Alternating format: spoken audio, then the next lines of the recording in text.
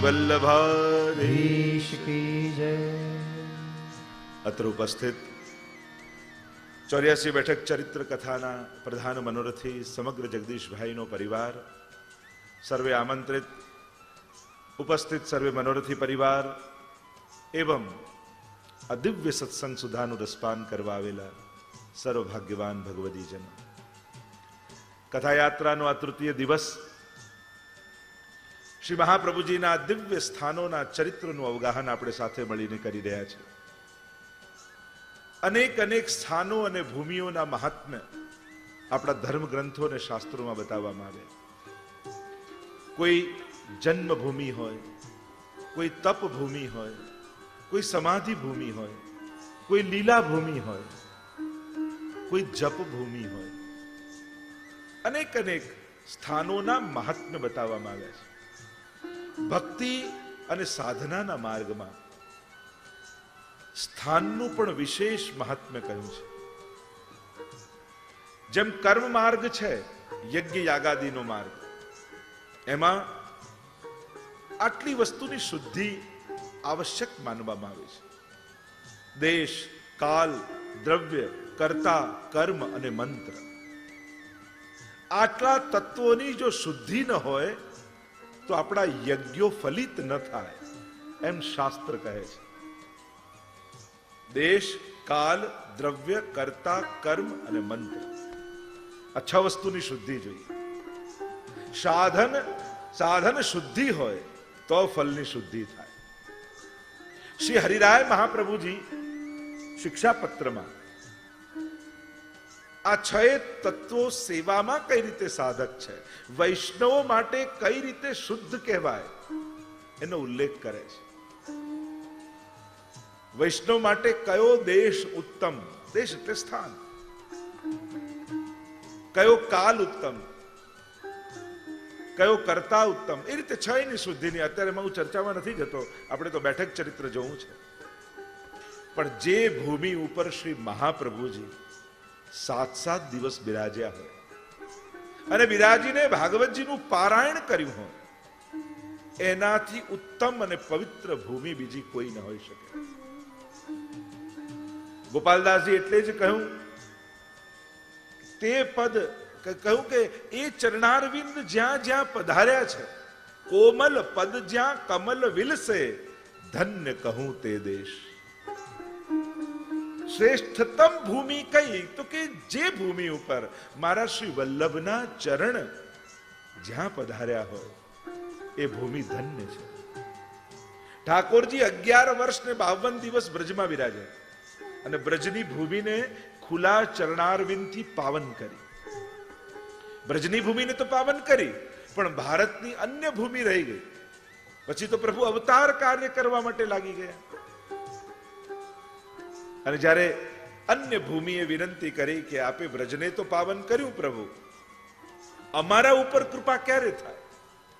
અને ત્યારે પ્રભુએ કહ્યું કે હમણાં તો બ્રજને પાવન કરવા આવ્યો છું, પણ જ્યારે મહાપ્રભુ બનીને આવીશ ત્યારે સમગ્ર ભારત ભૂમિને પાવન કરીશ.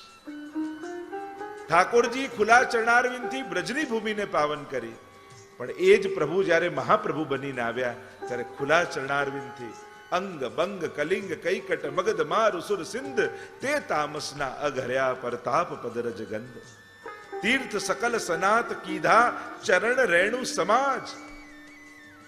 ભારતના સમગ્ર ભૂમિ ઉપર ખુલ્લા ચરણારવિંદથી પધારી અને સમગ્ર ભૂમિને પાવન કરી છે.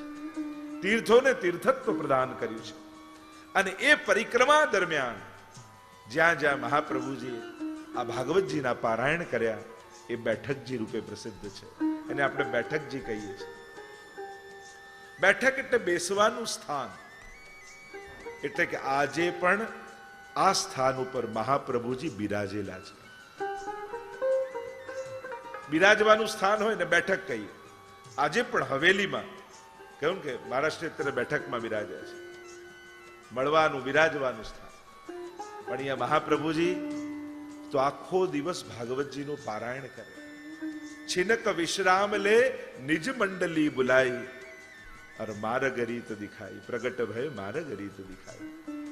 સેવાના અનવસરમાં ભાગવતજીના પારાયણ થાય, સત્સંગ થાય, સુબોધનીજીના કથનો થાય. માધવ ભટ્ટ કશ્મીરી, કૃષ્ણદાસ મેઘન, દમલાજી દામોદાસ હરસાણીજી આ બધા જ આસપાસ બિરાજ્યા હોય. મહાપ્રભુજી વચનામૃત સુબોધનીજી પર કરતા હોય અને માધવ ભટ્ટ કશ્મીરી લખતા હોય. મને તો ઘણી વાર એમ થાય, આપનું શ્રી વલ્લભનું સાનિધ્ય જેને મળ્યું એ વૈષ્ણવ પણ કેવા ભાગ્યશાળી હશે કે જેને શ્રી વલ્લભનું સાનિધ્ય મળ્યું છે. મહાપ્રભુજી આગળ આગળ ચાલતા હોય ને પાછળ પાછળ ચાલવાનું. મહાપ્રભુજી રામદાસજી કેવી સેવા કરતા. જ્યારે મહાપ્રભુજી પૃથ્વી પ્રદક્ષિણા કરવા પધારે ત્યારે રામદાસજીનો એક નિયમ, ઊંધા ચાલે, મહાપ્રભુજીને પીઠ ન કરે. અને મહાપ્રભુજી આમ ચાલતા હોય તો ઊંધા ઊંધા ચાલે. અને સેવા શું કે મહાપ્રભુજી જે રસ્તા ઉપર ખુલ્લા ચરણારવિંદથી પધારતા હોય એનો રસ્તો સાફ કરતા જાય. ક્યાંક શ્રી વલ્લભને કોઈ કાંટો કે કાંકરો ન વાગી જાય, ચરણારવિંદમાં શ્રમ ન પડી જાય, એવી સભાનતા સાથે શ્રી વલ્લભના ચરણારવિંદની સેવા કરે. કોમલ પદ જ્યાં કમલ વિલસે, ધન્ય કહું તે દેશ. એ કોમલ ચરણારવિંદ જ્યાં પધાર્યા એ ભૂમિ ધન્ય છે. અને આવી સેવા રામદાસ કરતા. એક વાર એમના પોતાના પગમાં કાંટો વાગી ગયો અને લોહીની ધારા વહેવા લાગી. પણ મનમાં વિચાર કરે છે, જો હું ઊભો રહીશ તો મહાપ્રભુજીને ઊભા રહેવું પડશે, એમને એટલી વાર શ્રમ પડશે. અને મોટી વાત તો એ મહાપ્રભુજી જેનો ઉદ્ધાર કરવા જઈ રહ્યા છે એના ઉદ્ધારમાં આટલી ક્ષણોનો વિલંબ થઈ જશે. અને એના કલ્યાણમાં, એના ઉદ્ધારમાં આટલી ક્ષણોનો વિલંબ ન થાય એટલે લોહીની ધારા વહેવા છતાં રામદાસ ઊંધા ઊંધા ચાલે છે. અને ત્યારે મહાપ્રભુજીની દ્રષ્ટિ પડી, એવું રામદાસ ઉભા રહો, તમારા પગમાંથી કાંટો કાઢી. કારણ કે ભક્ત એ તો મારા શ્રીઅંગ રૂપ છે. એમ ન માનશો કે તમારા પગમાં વાગ્યો છે, તમારા પગમાં વાગ્યો છે તો દર્દ મને જ થઈ રહ્યું છે. આપણે ત્યાં તો 84 વૈષ્ણવોને શ્રી વલ્લભના અંગ રૂપ કહ્યા છે, 252 વૈષ્ણવોને ગુસાઈજીના અંગ રૂપ કહ્યા છે. એટલે કે વલ્લભીઓ વલ્લભથી અળગા નથી. વલ્લભીય વૈષ્ણવ શ્રી વલ્લભથી જુદા નથી. એટલે જ વાર્તા પ્રસંગમાં પ્રસંગ આવે છે ને કે જ્યારે ગુસાઈજી એમના વહુજી સાથે બિરાજ્યા છે અને ત્યારે પ્રશ્ન કર્યો છે કે આ વૈષ્ણવોનું શું સ્વરૂપ છે. ત્યારે ગુસાઈજીએ કહ્યું કે આ પ્રત્યેક મારો વૈષ્ણવ મારા અંગ રૂપ છે. અચ્છા, તો આ ચાચાજી એમનું શું સ્વરૂપ છે? તો કે એ તો મારી આંખોની કીકીઓ છે, મારી આંખોની કીકીઓ છે. શંકા ગઈ વહુજીને, આવું કઈ રીતે થાય? અને એકવાર ચાચાજી ચાલતા ચાલતા જતા હતા હરિવંશજી, અને પગમાં ઠોકર વાગી અને ચરણમાં શ્રમ પડ્યો ને લોહી નીકળવા લાગ્યું. અને વહુજીને સમાચાર મળ્યા કે ચાચાજીને ઠોકર વાગી છે, પગમાં લોહી નીકળે છે. અને એ સમાચાર આપવા માટે ગુસાઈજી પાસે પધાર્યા. અને ગુસાઈજીના નેત્રો બંધ હતા. જ્યાં વહુજી પધાર્યા અને ગુસાઈજીએ નેત્રો ખોલ્યા, જોયું તો ગુસાઈજીની આંખો લાલ થઈ ગઈ છે, જાણે લોહી આંખમાંથી નીકળી રહ્યું છે. અને ત્યારે પ્રગટ પ્રમાણ કરીને બતાવ્યું, આ ચાચાજી મારી આંખોની કીકીઓ છે, એમના ચરણમાં શ્રમ પડ્યો તો મારી આંખોમાં રક્તતા આવી ગઈ. એમ વલ્લભથી વલ્લભીઓ જુદા નથી. અને આવો જ ભાવ જ્યારે હૃદયમાં આવે ત્યારે હરિરાયજીની કૃપા થઈ એમ માનજો કે હા, આજે હરિરાયજીના શબ્દો મને આત્મસાત થયા છે કે આ વલ્લભીઓ પણ વલ્લભ રૂપ છે. બેઠક ચરિત્રનું દર્શન આપણે બધા મળીને કરી રહ્યા છે. ગઈકાલે દ્વિતીય બેઠકજી બડી બેઠકના ચરિત્રનું દર્શન આપણે કરી રહ્યા હતા. શ્રી મહાપ્રભુજીએ આ સ્થાનમાં પોતાના ઉપરણામાં શ્રી ઠાકોરજીને નંદ મહોત્સવ માટે પલ્લું બનાવીને ઝુલાવ્યા. સાધનો ભલે અલ્પ હોય પણ તમે જેનું શરણું લીધું છે ને એ શ્રીનાથજી સર્વ સમર્થ છે. અલ્પ સાધનોથી પણ એ સંતુષ્ટ થનારો છે. તોષિત અલ્પ સાધને શું? એમ હરિરાયજી તો કહે છે, મહાન વ્યક્તિઓને તુચ્છ સાધનોની પરાધીનતા નથી હોતી. કારણ કે પોતે અને નાનો માણસ હોય ને એને સાધનો મોટા જોઈએ, એને સત્કાર મોટો જોઈએ, એને બધા જ વ્યવહાર મોટા જોઈએ. પણ જે પોતે મોટો હોય એ તુચ્છ વસ્તુઓથી તૃપ્ત થતા નથી. એને તો અલ્પ ભાવથી, શુદ્ધ ભાવથી અલ્પ વસ્તુ પણ ધરો ને તો પણ એ પ્રસન્ન થઈ જાય છે. એવા આપણા ઠાકોરજી છે, એવા આપણા મહાપ્રભુજી છે. અને એટલા માટે શ્રી ઠાકોરજીને પ્રસન્ન કરવા માટે શ્રી મહાપ્રભુજીએ પોતાનો ઉપરણો લીધો, 2 છોર પકડ્યા, દમલાજીએ છોર પકડ્યા અને પ્રભુને પલ્લા ઝુલાવી અને નંદ મહોત્સવ કર્યો. એવું મહાત્મ્ય આ બડી બેઠકજીનું છે. તો આઈએ 84 બેઠકના એ ધોળ ગાન દ્વારા દરેક બેઠકજીને વંદન કરતા કરતા, પહેલા દિવસે આપણે 12 બેઠકજીને વંદન કર્યા, કાલે 24 બેઠકજીને કર્યા, આજે 36 બેઠકજી સુધી વંદન કરી એટલે આપણા વંદન મહાપ્રભુજીને બેઠકજીમાં પહોંચે. કારણ કે 84 બેઠકને આપણે આરાધના પણ કરી રહ્યા છે અને ત્યારબાદ આપણે આ કથાના દર્શનનો આનંદ કરીશું. આઈએ સાથ में मिलकर गान करते हैं. प्रथम बैठक श्री गोकुळनी महाप्रभुजी बिराजे छे, बीजी गोकुल माही बड़ी बैठक महाप्रभुजी बिराजे छे, त्रीजी बैठक शैया मंदिरनी महाप्रभुजी बिराजे छे, અમારા પૂર્ણ પ્રેમે ત્યાં પ્રભુને દંડવત પહોંચે રે. અમારા પૂર્ણ પ્રેમે ત્યાં પ્રભુને દંડવત પહોંચે રે. ચોથી બેઠક વૃંદાવનમાં મહાપ્રભુજી બિરાજે છે, પાંચમી બેઠક વિશ્રામ ઘાટે મહાપ્રભુજી બિરાજે છે, છઠ્ઠી બેઠક મધુવનમાં મહાપ્રભુજી બિરાજે છે, અમારા પૂર્ણ પ્રેમે ત્યાં પ્રભુને દંડવત પહોંચે રે. અમારા પૂર્ણ પ્રેમે ત્યાં પ્રભુને દંડવત પહોંચે રે.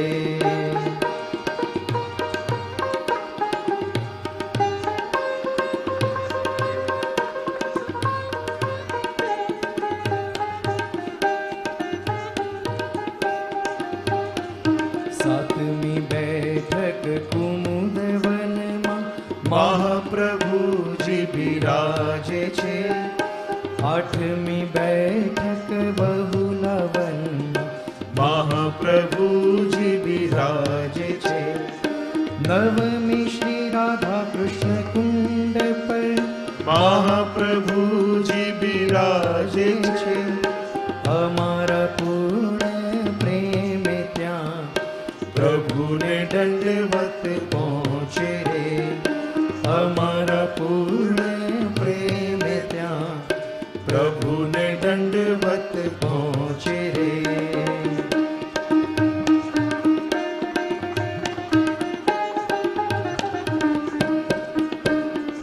દસમી માનસી ગંગા પર મહાપ્રભુજી બિરાજે છે, બેઠક 11મી શ્રી પરાસોની મહાપ્રભુજી બિરાજે છે, 12મી અન્યુરમાં સદુ પાંડેને ત્યાં મહાપ્રભુજી બિરાજે છે, અમારા પૂર્ણ પ્રેમે ત્યાં પ્રભુને દંડવત પહોંચે રે. અમારા પૂર્ણ પ્રેમે ત્યાં પ્રભુને દંડવત પહોંચે રે.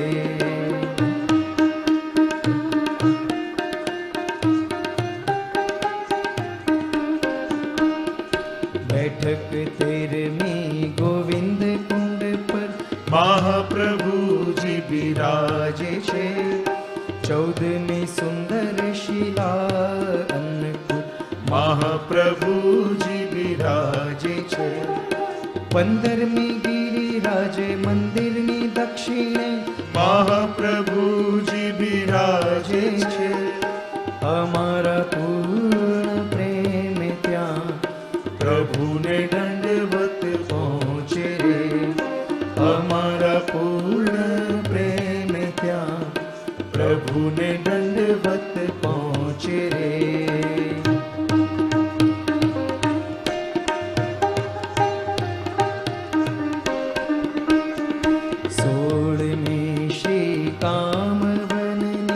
સુરભી કુંડ પર બિરાજે છે. બેઠક 17 ગહ્વર કૃષ્ણ કુંડ મહાપ્રભુજી બિરાજે છે. 18મી સંકેત વન કૃષ્ણ કુંડ પર મહાપ્રભુજી બિરાજે છે. અમારા પૂર્ણ પ્રેમ ત્યાં પ્રભુને દંડવત પહોંચે રે. અમારા પૂર્ણ પ્રેમ ત્યાં પ્રભુને દંડવત પહોંચે રે.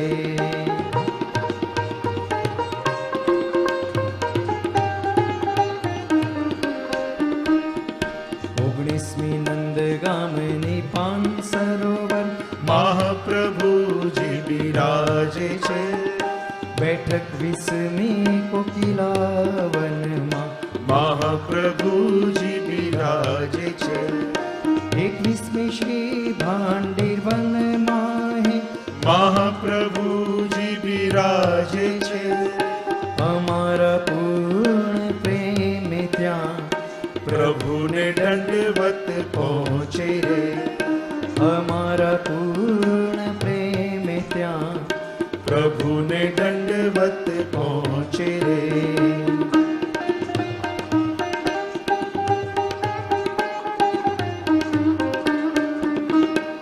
બેઠક 22મી માન સરોવર મહાપ્રભુજી બિરાજે છે. બેઠક 23મી સોરમજી કાંઠે મહાપ્રભુજી બિરાજે છે. 24મી ચિત્રકૂટ કાંતાનાથ પર્વતે મહાપ્રભુજી બિરાજે છે. અમારા પૂર્ણ પ્રેમ ત્યાં પ્રભુને દંડવત પહોંચે રે. અમારા પૂર્ણ પ્રેમ ત્યાં પ્રભુને દંડવત પહોંચે રે.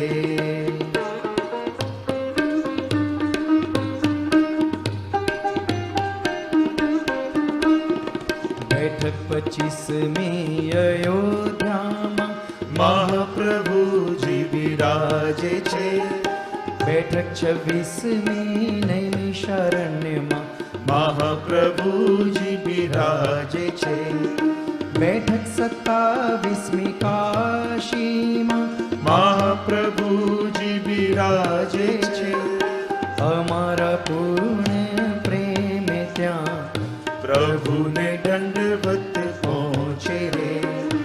અમારા પૂર્ણ પ્રેમ ત્યાં પ્રભુને દંડવત પહોંચે રે.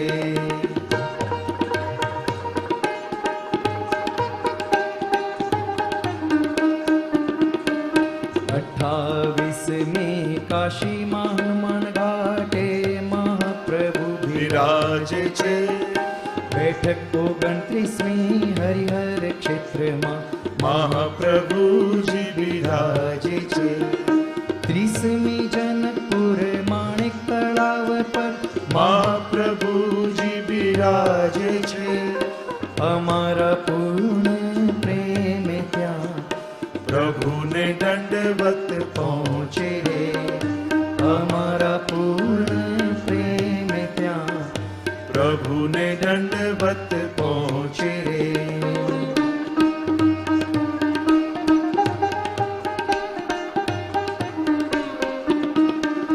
31મી ગંગા સાગર મહાપ્રભુજી બિરાજે છે.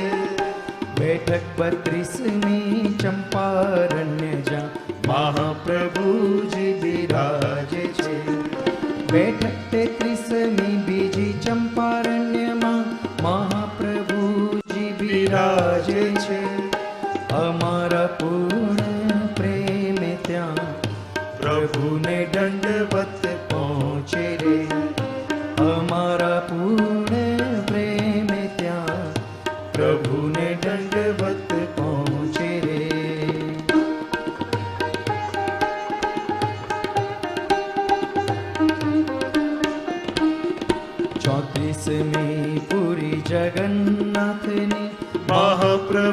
પ્રભુજી બિરાજે છે. બેઠક 35મી જી પંઢરપુરની મહાપ્રભુજી બિરાજે છે. 36મી નાસિકમાં તપોવન માહી મહાપ્રભુજી બિરાજે છે. અમારા પૂર્ણ પ્રેમે ત્યાં પ્રભુને દંડવત પહોંચે રે. અમારા પૂર્ણ પ્રેમે ત્યાં પ્રભુને દંડવત પહોંચે રે. અમારા પૂર્ણ પ્રેમે ત્યાં પ્રભુને દંડવત પહોંચે રે. આ 84 બેઠકમાં આપણા સૌના દંડવત આપણે આ કીર્તનના માધ્યમથી પહોંચાડી રહ્યા છીએ. તૃતીય બેઠક એ દ્વારકાધીશ મંદિરની સૈયા મંદિરની બેઠક કહેવાય. શ્રી ગોકુલમાં બિરાજમાન છે. શ્રી મહાપ્રભુજી અહીં પધાર્યા રાત્રિના સમયે પોઢી રહ્યા હતા. એ જ ગોકુલનું પરમ પાવન સ્થાન છે. અને એ સમયે એ જ ભૂમિની ભીતરમાંથી એક યોગેશ્વર પ્રગટ થયા. હાથ જોડીને દંડવત પ્રણામ કર્યા. મહાપ્રભુજી પૂછ્યું, કોણ છો તમે? અને ત્યારે એ યોગેશ્વરે કહ્યું કે દ્વાપર યુગથી આ ભૂમિની ભીતર હું યોગ બળે છુપાયેલો છું અને આપના પધારવાની હું પ્રતીક્ષા કરી રહ્યો હતો. હજારો વર્ષોથી કરેલા તપનું આજે આપના સ્વરૂપના દર્શન દ્વારા મને ફળ મળ્યું છે. क्योंकि जप तप तीर्थ नेम धर्म व्रत मेरे श्री वल्लभ प्रभु को नाम. એ યોગેશ્વર પ્રસન્ન થઈ રહ્યા છે. અનેક સમયથી જ્યારથી પ્રભુ પધાર્યા એમ કહેવાય છે કે જ્યારે ઠાકોરજી વ્રજ છોડીને ગયા અને પ્રભુએ વચન આપ્યું કે હું પાછો આવીશ, ત્યારથી આ યોગેશ્વર આ ભૂમિ ઉપર અંદર રહી યોગ બળે એ પ્રભુ પાછા ક્યારે પધારે એની પ્રતીક્ષા કરી રહ્યા. અને પ્રભુ એમને સંકેત કર્યો હતો કે જ્યારે કલિયુગમાં હું આચાર્ય ચરણ રૂપે ભૂતલ પર આવીશ ત્યારે આ સ્થાનમાં પાછો પધારીશ. અને ત્યારથી આ યોગેશ્વર પ્રતીક્ષા કરી રહ્યા છે અને હાથ જોડીને કહે છે આજે તપનું મને ફળ મળ્યું. જો પુષ્ટિ માર્ગમાં જપ તપ તીર્થ નેમ ધર્મ અને વ્રત મેરે શ્રી વલ્લભ પ્રભુ કો નામ. અન્ય સ્થાનોમાં તપનું ફળ શું, જપનું ફળ શું?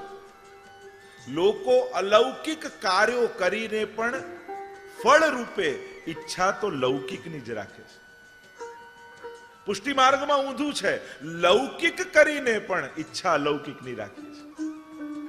ધન કમાવવું છે પણ શેના માટે? પ્રભુને લાલ લડાવી શકો. ઘર બાંધવું છે પણ શેના માટે? ઠાકોરજીને પધરાવી શકો એટલા માટે. પરિવાર બનાવો છે પણ શેના માટે? સાથે મળીને સેવા કરી શકીએ એના માટે. અન્ય સ્થાનોમાં અલૌકિક કાર્યો કરીને પણ ફળ રૂપે શું જોઈએ છે? લૌકિક. ભગવાન દ્વારા પણ મેળવવા શું ઈચ્છે છે? સંસાર. અને પુષ્ટિ માર્ગની વિચારધારા મહાપ્રભુજી આપણને એ આપી કે સંસાર દ્વારા પણ અમારે શ્રીજીને પામવા છે. અમારા તો સાંસારિક લોકો પણ સાંસારિક બંધન નથી, અમારા વૈષ્ણવ સંબંધે છે. અમારા સ્વજનો પણ અમારા આત્મીય વૈષ્ણવો છે. અમારો કંઠીનો સંબંધ છે. આપણે ત્યાં લોહીના સંબંધ કરતા પણ કંઠીનો સંબંધ મોટો માનવામાં આવે છે. તમે વાર્તા સાહિત્યનું પ્રમાણ જોઈ લો. કંઠીના સંબંધ પાછળ લોહીના સંબંધો છોડવા તૈયાર થઈ ગયા લોકો.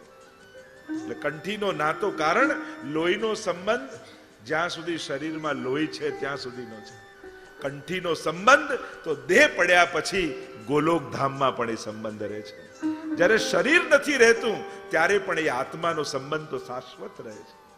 એટલે સાચો સંબંધ આપણે ત્યાં કંઠીનો માનવામાં આવે છે. તો અહીંયા તો જપનું ફળ શું? તો કે શ્રી વલ્લભ. તપનું ફળ શું? તો શ્રી વલ્લભ. એક એક એક એક તમે 84 વૈષ્ણવની વાર્તાઓ તમે જોડતા જાઓ. જપ તપ તીર્થ. અહીંયા કહ્યું ને ગંગાજીના કિનારે રહેતા પણ ક્યારે ગંગાજી સ્નાન કરવા ન ગયા અને દેહ પડ્યો રૂકમણીનો તો કોઈ એમ બોલ્યું કે ગંગાજીને પાઈ લીધા. ગુસાઈજીએ કહ્યું ગંગાજી નહીં, ગંગાજી આમને પાયા. પૂછ્યું કે કેમ સ્નાન કરવા નથી જતા, આટલી નજીક ગંગાજીના રહો છો? તો કહ્યું કે ગંગા જેના ચરણથી પ્રગટી છે એ મારા ઘરે બિરાજે છે અને એની સેવામાં એટલી વ્યસ્તતા છે કે સ્નાન કરવાનો અવસર જ નથી મળતો. કારણ કે અહીંયા સેવા કરું તો શ્રીઅંગનું સુખ મળે અને સ્નાન કરવા માટે જાઉં તો પુણ્ય મળે. મારા માટે પુણ્ય કરતા પણ સેવા મોટું છે. અહીંયા ભગવત સેવાની પ્રધાનતા કહી છે. ધર્મ કરતા પણ ધર્મી મોટો છે, પુણ્ય કરતા પણ સેવા મોટી છે, સાધન કરતા શ્રીજી મોટા છે. એટલે જપ તપ તીરથ નેમ ધર્મ. પદ્મનાભદાસજીની વાર્તા જુઓ તમે. મહાપ્રભુજી પ્રદક્ષિણા કરતા કરતા પધાર્યા અને ભોજન કરવા બિરાજ્યા છે. વાર્તા સાહિત્યમાં વાંચજો પદ્મનાભદાસજીની વાત. એટલામાં મહાપ્રભુજીની પાછળ પાછળ કોઈ એક શેઠ રસ્તો શોધતો શોધતો કહ્યું કે આ મહાપુરુષની પાછળ પાછળ ચાલુ તો ગામમાં પહોંચી જઈશ. અને મહાપ્રભુજી તો જલ્દી પધારી ગયા. પાછળથી કોઈ એનું ધન લૂંટી ગયું. અને ધન લૂંટી ગયું તો હતું એ બધું જતું રહ્યું. તો કે કોને ફરિયાદ કરું, બીજું તો કોઈ છે નહીં. આ જેમની પાછળ પાછળ જતા હતા એમને કહું કે મારું ધન લૂંટાઈ ગયું, મને ધન ક્યાંથી પાછું મળે? અને પદ્મનાભદાસજી દ્વાર પર ઉભા છે. મહાપ્રભુજી ભોજન કરવા બિરાજે છે. અને પેલા શેઠજી આવ્યા શોધતા શોધતા કહ્યું કે પેલા આચાર્ય ચરણ ક્યાં ગયા? પદ્મનાભદાસજીએ કહ્યું ભોજન કરવા બિરાજે છે. મારે હમણાં ને હમણાં ફરિયાદ કરવી છે, હમણાં ને હમણાં મારી યાચના કરવી છે. મારું ખોવાયેલું ધન મને ક્યાંથી મળે?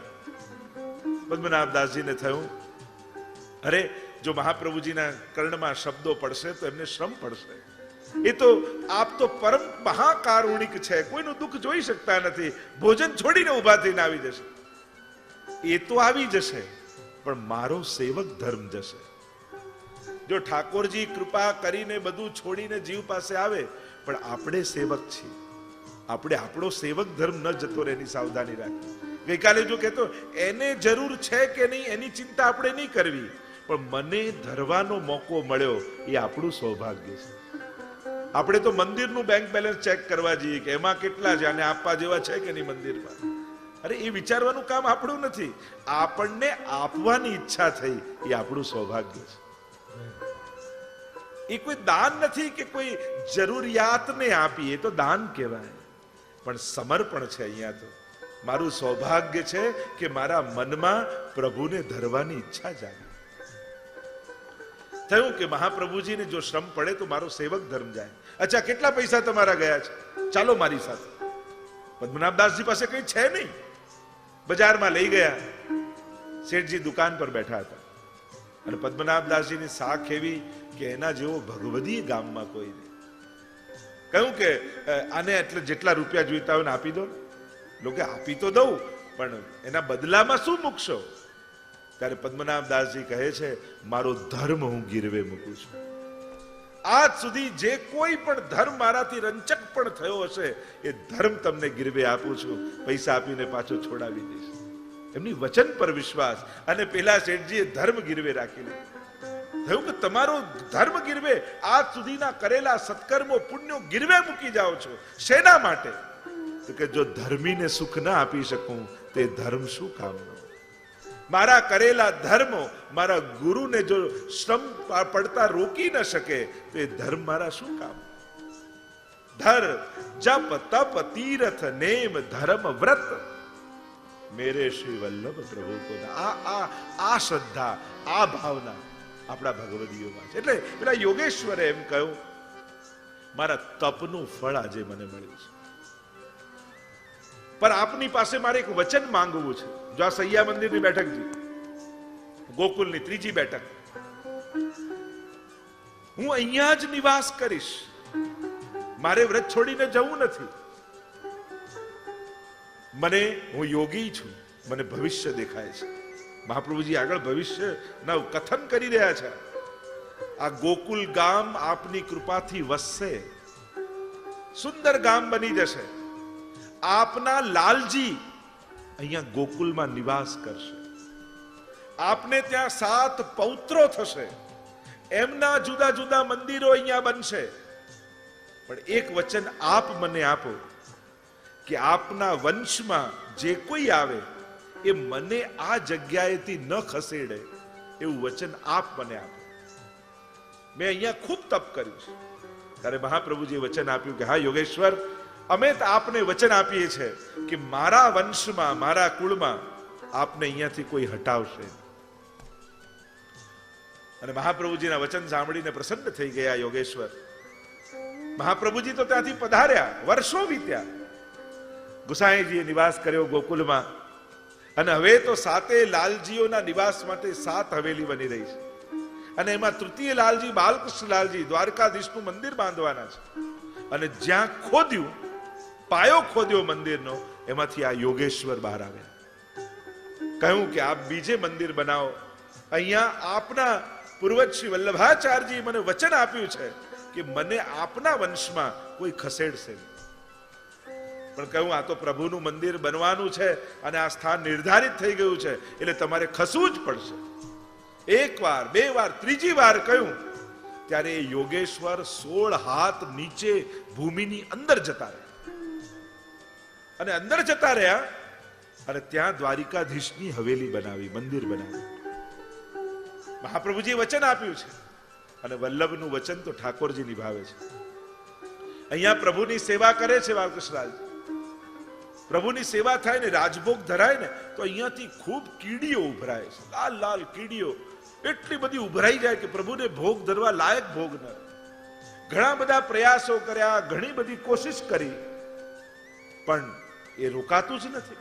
જ્યારે પણ પ્રભુને ભોગ ધરવામાં આવે એટલે કીડીઓના ઉભરા એટલા બધા થાય કે પ્રભુને ભોગ ધરવા લાયક સામગ્રી ન રહે. થયું કે આવું કેમ થાય છે? આટલા બધા ઉપાયો કરવા છતાં આનું નિરાકરણ કેમ નથી આવતું? જો 2 પ્રકારના પ્રતિબંધ આપણે ત્યાં માન્યા છે, મહાપ્રભુજી સમજાવ્યા. એ તો 16 ગ્રંથની જ્યારે સપ્તાહ કરીશું ત્યારે સમજાયું. જીવકૃત અને ભગવતકૃત. એક છે જીવના કર્મોને કારણે, અધિકારને કારણે આવતા ભક્તિમાં પ્રતિબંધો, અને બીજા છે ભગવાન જ ન ઈચ્છતા હોય કે આના હાથની મારે સેવા નથી લેવી, તો તમે ગમે તેટલું કરો પણ તમારે સંજોગ જ ન બને. ન ભક્તિ કરવાના, ન તીર્થ કરવાના, ન સેવા કરવાના, ન માળા કરવાના, કારણ કે તમને ભગવતકૃત પ્રતિબંધ છે, ભગવાને નાખેલો પ્રતિબંધ છે. અહીંયા કીડીઓ ઉભરાય એટલે કોઈને સમજમાં ના આવે એટલે ગોકુલનાથજીને વિનંતી કરી કે આપ ઠાકોરજીને, શ્રીનાથજીને પૂછો કે આવું કેમ થાય છે. અને જઈને શ્રીનાથજીને વાત કરી કે આ રીતે દ્વારકાધીશનું મંદિર બન્યું છે, ગુસાઈના લાલજીએ સુંદર હવેલી બનાવી છે, અને ત્યાં આ રીતે કીડીઓ ઉભરાય છે ને પ્રભુને ભોગ ધરવાની કોઈ સામગ્રી રહેતી નથી. અને જ્યારે ગોકુલનાથજીએ શ્રીનાથજીને વાત કરી, કારણ કે એ સમયે શ્રીનાથજી ગોકુલનાથજી સાથે વાત કરતા, ત્યારે શ્રીનાથજી એટલું બોલ્યા કે પોતાના કરેલા ભોગવી રહ્યા છે.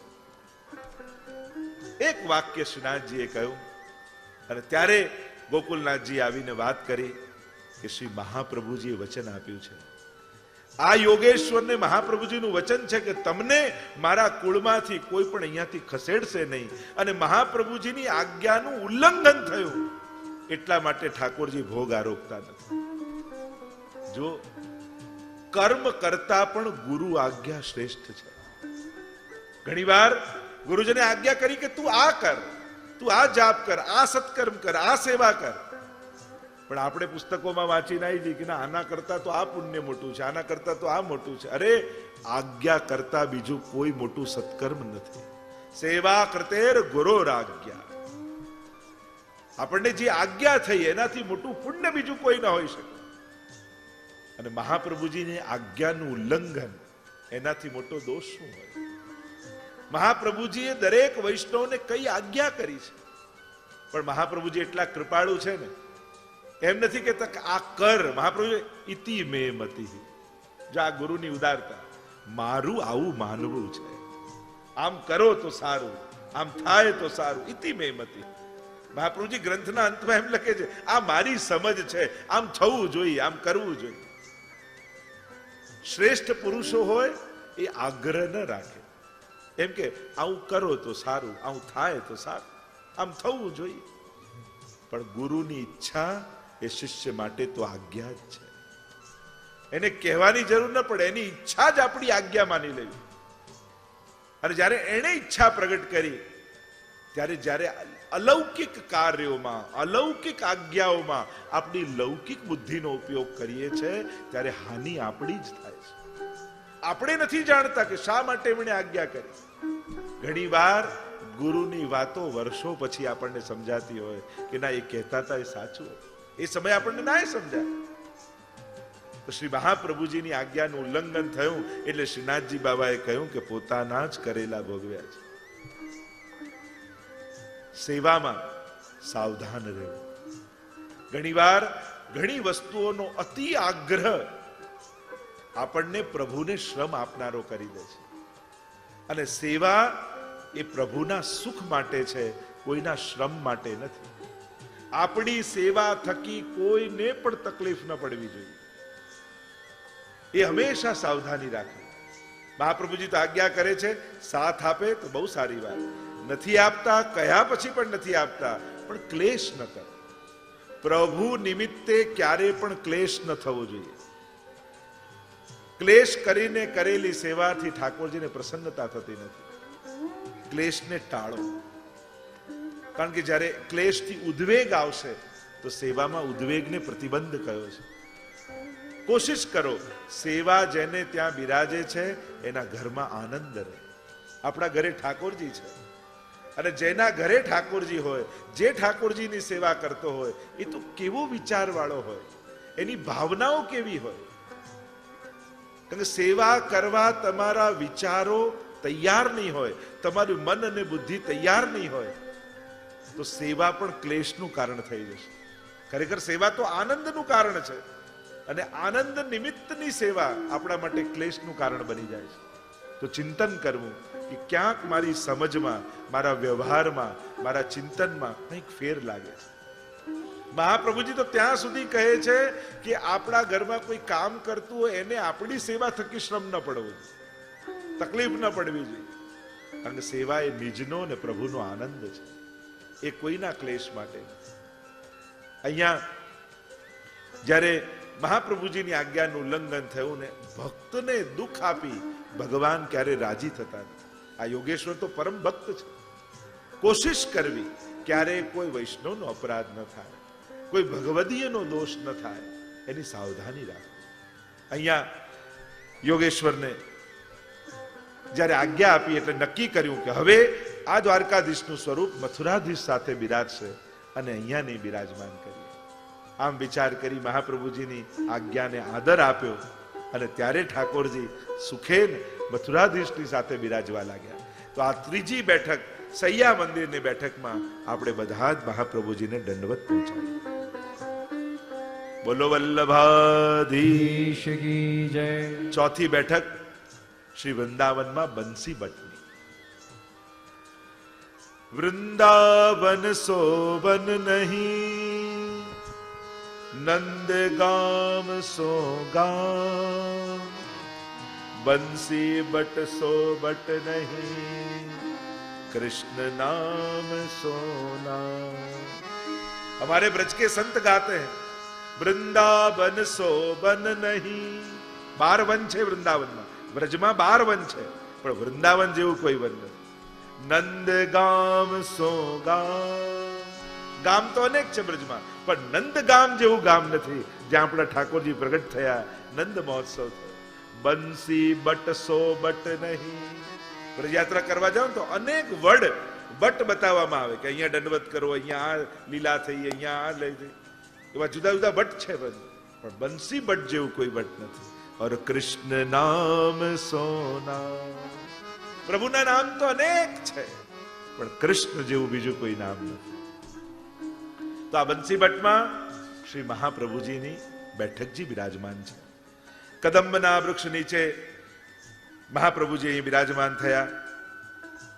પ્રભુદાસ જલોટા મહાપ્રભુજીના સેવક, જેને મુક્તિ લખીને આપી હતી અને ગોવાલણને મુક્તિ મળી ગઈ દહીંના બદલામાં, એ વાર્તાનો પ્રસંગ પ્રભુદાસ જલોટાની વાર્તામાં આવે છે. એ મહાપ્રભુજીની સાથે યાત્રામાં છે અને મહાપ્રભુજી જ્યારે પધારે છે પૃથ્વી પ્રદક્ષિણા કરવા માટે, ત્યારે ઠાકોરજી સાથે બિરાજતા હોય અને બધી જ મેણ મર્યાદા આદિ બધાનું પાલન થતું હોય. મહાપ્રભુજીએ સખડી પ્રસાદ લેવા માટેની આજ્ઞા કરી પ્રભુદાસ જલોટા કે તમે આ પ્રસાદની પાતળ લો. ત્યારે પ્રભુદાસે વિનંતી કરી કે જયરાજ હજી મેં સ્નાન કર્યું નથી તો સખડી પ્રસાદ કઈ રીતે લઉં? ત્યારે મહાપ્રભુજી સ્મિત કરતા હસવા લાગ્યા. સુંદર સમજાવતા વ્રજના મહાત્મને, વ્રજની રજના મહાત્મને સમજાવતા સુંદર ચર્ચાઓ મહાપ્રભુજીએ કરી છે. અરે જલના સ્નાનથી રજનું સ્નાન શ્રેષ્ઠ છે અને રજના સ્નાનથી જલનું સ્નાન શ્રેષ્ઠ છે.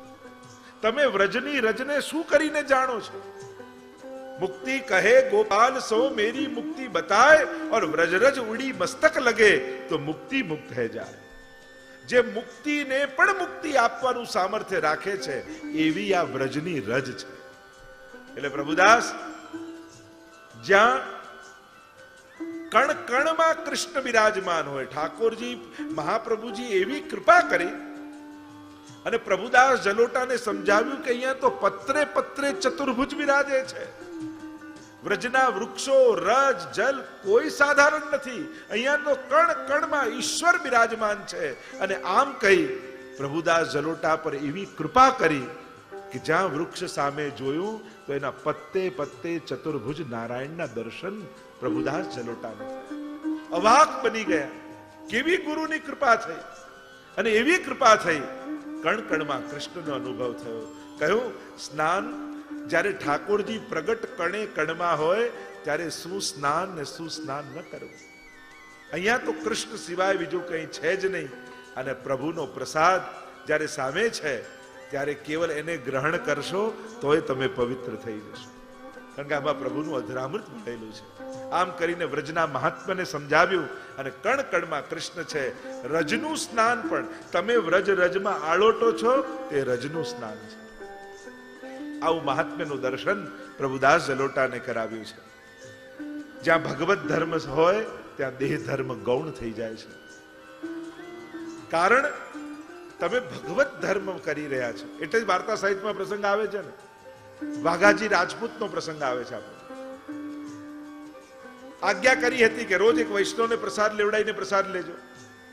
હવે રાજાના સિપાહી હતા અને સિપાહી હતા એટલે એકદમથી યુદ્ધ છેડાઈ ગયું. એટલે રાજાએ સમાચાર પહોંચાડ્યા કે હમણાં ને હમણાં યુદ્ધ માટે નીકળો, યુદ્ધ છેડાયું છે ને યુદ્ધ ખેલવાનું છે. અને વાઘાજી એ રાજપૂત સેવામાં હતા. ઠાકોરજી સેવા કરતા કરતા તુરંત ઠાકોરના શૃંગાર ધર્યા, રાજભોગમાં પૂરણપુરી બનાવી હતી, પૂરણપુરી ધર્યા ઠાકોરજીને રાજભોગમાં અને યુદ્ધના મેદાનમાં ઘોડા પર સવાર થઈને નીકળી ગયા. નીકળ્યા તો ખરા યુદ્ધ લડવા માટે, પણ અહીંયા ઉતાવળે ઉતાવળે ઠાકોરજીને રાજભોગ ધર્યો તો ખરા, પૂરણપુરી ધરી તો ખરા, પણ એમાં ઘી ચોપડવાનું ભૂલી ગયા. એટલે ઠાકોરજી મુખમાં મૂકીને એટલી ગળામાં ખૂંચી ઠાકોરજીને કે ત્યાં યુદ્ધના મેદાનમાં જતા એ રાજપૂતને ઠાકોરજીએ જતાવ્યું કે તે ઉતાવળે ઉતાવળે રાજભોગ તો ધર્યો પણ ઘી ધરવાનું ભૂલી ગયો છે અને આ પૂરણપુરી મારા ગળામાં ખૂંચે છે. આવી જ્યારે આજ્ઞા કરી ત્યારે પેલા વૈષ્ણવ વિવળ થઈ ગયા. અરે મારી સેવામાં ઉતાવળ થઈ ગઈ, પ્રભુને ઘી ધરવાનું ભૂલી ગયા. ઉતાવળે ઉતાવળે પાછા ઘોડો દોડાવ્યો, આવ્યા ઘરમાં, ગયા અપરસ કરવા માટે ભીતર, અને ભીતર અપરસ કરીને પાછા આવ્યા નિજ મંદિરમાં. વૈષ્ણવ પ્રસાદ લેવા માટે બેઠા છે. પ્રભુને શ્રમ પડી રહ્યો છે એવો તાપ એના મનમાં થયો કે અપરસ તો કરવા ગયા પણ પગમાંથી જોડા કાઢવાનું ભૂલી ગયા. દોડતા દોડતા ગયા, ઘીનો લીધો ડબરો અને પૂરણપુરી પર પધરાવી દીધો. અને જે પ્રસાદ લેવા આવ્યા હતા એને વૈષ્ણવનો ભાવ ન દેખાયો પણ જોડા દેખાઈ ગયા. આ મોટા વૈષ્ણવ કેવડાવે છે ગામમાં, મોટા ભગવતી બનીને ફરે છે, હું સેવા કરું, પ્રસાદ લેવા આવું, અને જેને જોડા કાઢવાનું ભાન નથી એને ત્યાં પ્રસાદ ક્યાંથી લેવાય? જાઓ જાઓ પ્રસાદ નહીં લઈએ.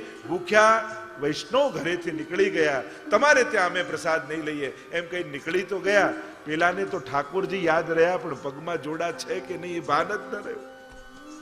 જ્યાં આત્મધર્મ હાવી હોય ત્યાં દેહ ધર્મ ગૌણ થઈ જાય છે. અને ભૂખ્યા ગયા ત્યારે એને થયું મારા ઘરેથી વૈષ્ણવ ભૂખ્યા ગયા છે, જો એ પ્રસાદ ન લે તો મારાથી કેમ લેવાય? અને ત્યારે ગુસાઈજીને એમ થયું કે આ ખોટું થયું. પેલા વૈષ્ણવને સમજાવ્યું ને કહ્યું કે તમને એ વૈષ્ણવનો ભાવ ન દેખાયો, જોડા દેખાય, અને જેને જોડા દેખાય ને એને જોડા જ પડે. હા, પણ આવા ભગવદીઓ માટે આપણે તો ધ્યાન રાખવું, કોઈ મોટા ભગવદીઓના ખોટા અનુકરણો કરીને છૂટ નહીં લઈ લેવી. આ બધું ભગવદીઓ માટે છે. આપણે તો હજી ભક્ત બનવાની પ્રોસેસમાં છે. હજી આપણે સારા માણસે નથી બન્યા, તો ભગવદી બનવું તો ઘણું દૂર છે. આપણે હજી સારા માણસ તો બનીએ, પછી ભગવદીની વાત કરીશું. એટલે કોઈ મહાન ભગવદી કે આચાર્યોને કોઈ ને કોઈ એમના પર થયેલી કૃપાને જોઈ આપણે છૂટ નહીં લેવી. આપણે તો બધા જ નિયમો પાળવા, આપણે તો આ બધા જ કાયદાઓ, નિયમો, ધર્મના જે અનુશાસનો બતાવ્યા છે, આ એક પ્રકારનું રિસ્પેક્ટ છે ભગવાનનું, અને આપણે આપવું જોઈએ. જ્યારે એવી અવસ્થા આવી જાય કે આપણને દેહભાન ભૂલાઈ જાય, પછી કોણ આપણને કહેવા આવવાનું છે? દેહભાન છે અને એમાંય અહમ ભાવ છે, ત્યારે તો બધું પાળવું જોઈએ. તો આ જે કથા કહી રહ્યો છે કે જ્યાં આત્મધર્મ હોય ત્યાં પછી દેહ ધર્મ ગૌણ થઈ જાય છે. એટલે મહાપ્રભુજીએ કહ્યું, મહાપ્રસાદ લેવાની અમે આજ્ઞા કરીએ છીએ, પછી મેં તને નથી પૂછ્યું કે તું સ્નાન કર્યું છે કે નહીં, તો તું મને કેમ યાદ અપાવે છે? જ્યારે આજ્ઞા થઈ ગઈ તો આજ્ઞાથી મોટું બીજું શું હોઈ શકે? આમ પ્રભુદાસ જલોટા પર મહાપ્રભુજીએ કૃપા કરી છે. અહીંયા મહાપ્રભુજીના, ગુસાઈજીના, ગોકુલનાથજીના અને દામોદરદાસ હરસાનીજીના આ 4 બેઠકજી અહીંયા બંસી ભટ્ટ પર બિરાજમાન છે, વૃંદાવનમાં બિરાજમાન છે. અહીંયા કહેવાય છે કે ચૈતન્ય મહાપ્રભુ ના સેવક ગોપાલદાસ, એમને શાલિગ્રામજી ની સેવા ગુરુદેવે પધરાવી દીધી, પણ એને આસક્તિ હતી મુકુટ કાચનીના શિંગાર ધરી એવા ઠાકોરજીની સેવા કરવાની.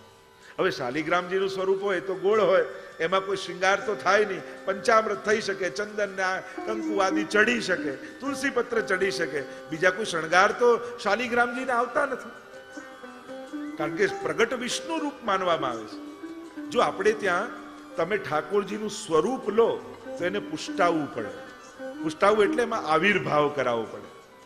પણ ગિરિરાજજી અને શાલિગ્રામજી આ 2 સ્વરૂપોને પુષ્ટાવવાની જરૂર નથી હોતી. આ જ્યારે તમે સેવામાં પધરાવો છો, શાલિગ્રામજી અને ગિરિરાજજી, એમને પુષ્ટાવાનો ક્રમ આપણે ત્યાં નથી, કારણ કે સ્વયંમાં ભગવત સ્વરૂપ છે, એમાં પ્રગટ ભગવત સ્વરૂપ બિરાજમાન જ છે. એટલે જ હવેલીઓમાં 4 જયંતીઓમાં શાલિગ્રામજીને પંચામૃત થાય છે. આપણે તો મુખ્ય સ્વરૂપને તો કેવલ જન્માષ્ટમીના દિવસે સવારે પંચામૃત થાય, બાકી જેટલી જયંતીઓના પંચામૃત હોય એ શાલિગ્રામજીને થાય, કારણ કે એ પ્રગટ વિષ્ણુનું સ્વરૂપ માનવામાં આવે છે. અને આખી એની કથા તુલસી અને શાલિગ્રામજીના વિવાહની આવે. શ્રાપ લાગ્યો અને ભગવાન વિષ્ણુ શાલિગ્રામજી રૂપે પ્રગટ થયા. આજે પણ નેપાળમાં ગંડકી નદી છે, એ ગંડકી નદીમાં આ શાલિગ્રામજી પ્રાપ્ત થાય છે. એ શાલિગ્રામજીમાં આજે પણ શંખ, ચક્ર, આ બધા ચિહ્નો તમને સ્વયંભૂ રૂપે પ્રાપ્ત થાય. તે વિષ્ણુના રૂપ માનવામાં આવે છે. એ રીતે જ ગિરિરાજજીનું સ્વરૂપ પણ સાક્ષાત ભગવદ રૂપ છે, એને પણ પુષ્ટાવવાની જરૂર નથી હોતી. તો આ આપણે ત્યાંનો વિવેક છે. તો આ ગૌડીએ ભક્ત શાલિગ્રામજીની સેવા પધરાવી તો દીધી ગુરુદેવે, પણ આના મનમાં સ્વરૂપ સેવાની આસક્તિ, અને એમાં પણ ઠાકોરજીને મુકુટ અને કાચનીનો શિંગાર, જે રાસ સમયે ઠાકોરજી શિંગાર ધરે છે એવા શિંગાર ધરવાની બહુ આસક્તિ. તો ગુરુદેવે તો આજ્ઞા ન આપી એને, નામ જપવાનો વિશેષ પ્રકાર. એટલે આવ્યા મહાપ્રભુજી પાસે ગોપાલદાસ અને વિનંતી કરવા લાગ્યા કે આપ મને કોઈ એવું ભગવત સ્વરૂપ પધરાવી દો, હું આપનો શિષ્ય થાઉં, અને આપ એવું સ્વરૂપ પધરાવો. એમને મુકુટ કાચીનો રોજ શિંગાર ધરો. ત્યારે મહાપ્રભુજીએ બહુ સુંદર આજ્ઞા કરી, જો તારી શ્રદ્ધા સાચી હશે ને તો તારે બીજું કોઈ સ્વરૂપ પધરાવવાની જરૂર નથી. આ શાલિગ્રામમાંથી જ ઠાકોરજી પ્રગટ થઈ, તારો જેવો ભાવ છે એવા તને દર્શન આપશે. આ મહાપ્રભુજીએ સુંદર વચનો કહ્યા. આપણને શું થાય, આ પધરાવી લઉં, પેલું પધરાવી લઉં, ગિરિરાજજી પધરાવી લઉં, મદન મોહનલાલજી પધરાવી લઉં, ગોરધનનાથજી પધરાવી લઉં, લાલને પધરાવી લઉં. અરે ઠાકોરજી મોટા કરવાની શોધવાની જરૂર નથી, ભાવ મોટો કરવાની જરૂર છે. ભગવાન બદલવાની જરૂર નથી, મન બદલવાની જરૂર છે. જો તમારી શ્રદ્ધા દ્રઢ હશે તો યમુનાજીનો ઉત્સવ આવશે ને ત્યારે તમને તમારા લાલન યમુનાજી જેવા લાગશે. મહાપ્રભુજીનો ઉત્સવ આવશે તો તમારા લાલન વલ્લભ જેવું મુખારવિંદ લાગશે. જ્યારે જેવો ભાવ તમારા મનમાં હશે એવા થઈને તમને તમારા ઠાકોરજી અનુભવ કરાવશે. અત્યારે આપણને કોશિશ એમ કરી આ પધરાવું ને પેલું લઈ આવ. ઘણાના તો મંદિરો એવા ભરાયેલા હોય, જેટલા દુનિયા ભગવાન ભરના ભગવાનના ફોટા મળે એટલા મંદિરમાં મૂકતા જ જાય, મૂકતા જ જાય, મૂકતા જ જાય. અને પછી એવું ભરે હવે સેવા કરવાની જગ્યા જ નથી. અને એકવાર પધરાયા પછી કાઢવાની તો હિંમત આપણને થાય નહીં. એમ થાય કે હવે આ નારાજ થઈ જશે તો, આ મારું બગાડી દેશે તો, આ મારું ખરાબ કરી દેશે તો. એકવાર કોઈ સ્વરૂપ મંદિરમાં મૂક્યું પછી કાઢવાની હિંમત આપણી હોતી નથી. પછી તો બીક લાગે ને, ઓ આમ થઈ જશે, આમ કરી દેશે.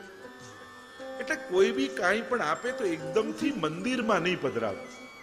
મંદિરની આસપાસ તમે મૂકી શકો, પણ તમારા સેવા કરવાનું જ્યાં મંદિર છે એમાં તમારા પુષ્ટાયેલા જે ઠાકોરજી બિરાજે છે એ પૂરતા છે.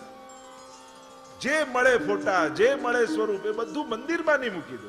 મંદિરની આસપાસ મૂકો કે તમે સ્મરણ કરી શકો, વંદન કરી શકો, પણ તમારા સેવા કરવાનું જે સ્થાન છે એમાં તો તમારા પુષ્ટાયેલા, તમારા માથે બિરાજેલા ઠાકોરજી પધરાવા. મહાપ્રભુજી આજ્ઞા કરી, તારો ભાવ સાચો હશે તો શાલિગ્રામજી માંથી તને ઠાકોરજી પ્રગટ થયેલા અનુભવ થશે. અને એ દિવસે ઘરે ગયો. રાતના સમયમાં એવો વિરહ થયો કે મને મારું ભગવત સ્વરૂપ ક્યારે મળે, આવા સેવ્ય પ્રભુ મને ક્યારે મળે. અને બીજા દિવસે જ્યાં પ્રભુની સેવા કરવા માટે શાલિગ્રામજીની ગયો, ત્યાં શાલિગ્રામમાંથી રાધા રમણ ઠાકોરજી પ્રગટ થયા. જેવો એનો ભાવ હતો એવા સ્વરૂપ પ્રગટ થયા.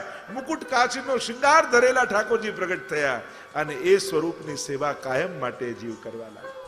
આ ગુરુના વચનની તાકાત છે. જ્યારે શ્રી વલ્લભના મુખમાંથી વચન નીકળ્યા છે તો ઠાકોરજી પણ એ વચન પૂરું કરવા માટે બંધાય છે. આ ભક્તનો ભાવ જ્યારે નિષ્ઠા થઈ, અને એટલા માટે આપણે ત્યાં એક શબ્દ છે સ્વરૂપ નિષ્ઠા, સ્વરૂપ આસક્તિ. આપણને આપણા સેવ્ય પ્રભુમાં આસક્તિ છે, નિષ્ઠા છે. અને જો છે તો તમારો જેવો ભાવ હશે એ દિવસે એવા સ્વરૂપના ઠાકોરજી અનુભવ કરાવશે. તો આવું ચરિત્ર આ બંસી ભટ્ટના વૃંદાવનના બેઠકજીનું છે. મહાપ્રભુજી ત્યાં બિરાજમાન છે. આપણે સૌ બંસી ભટ્ટ વૃંદાવનમાં બિરાજતા મહાપ્રભુજીના ચરણારવિંદમાં વંદન કરીએ. બોલો વલ્લભાધીશ કી જય. પાંચમી બેઠક મથુરામાં વિશ્રામ ઘાટની. મહાપ્રભુજીના યમનાષ્ટકના શબ્દોને યાદ કરું. વિશુદ્ધ મથુરા તટે. સપ્તપુરીઓમાંની પુરી છે. મથુરા એ કોઈ સાધારણ સ્થાન નથી. પરમ પાવન તીર્થ પુરી માનવામાં આવ્યું છે. વિશુદ્ધ મથુરા તટે, મથુરાના તટને વિશુદ્ધ કહ્યું છે મહાપ્રભુજી. એ મોક્ષદાયીની છે. મહાપ્રભુજી મથુરામાં વિશ્રામ ઘાટે પધાર્યા છે.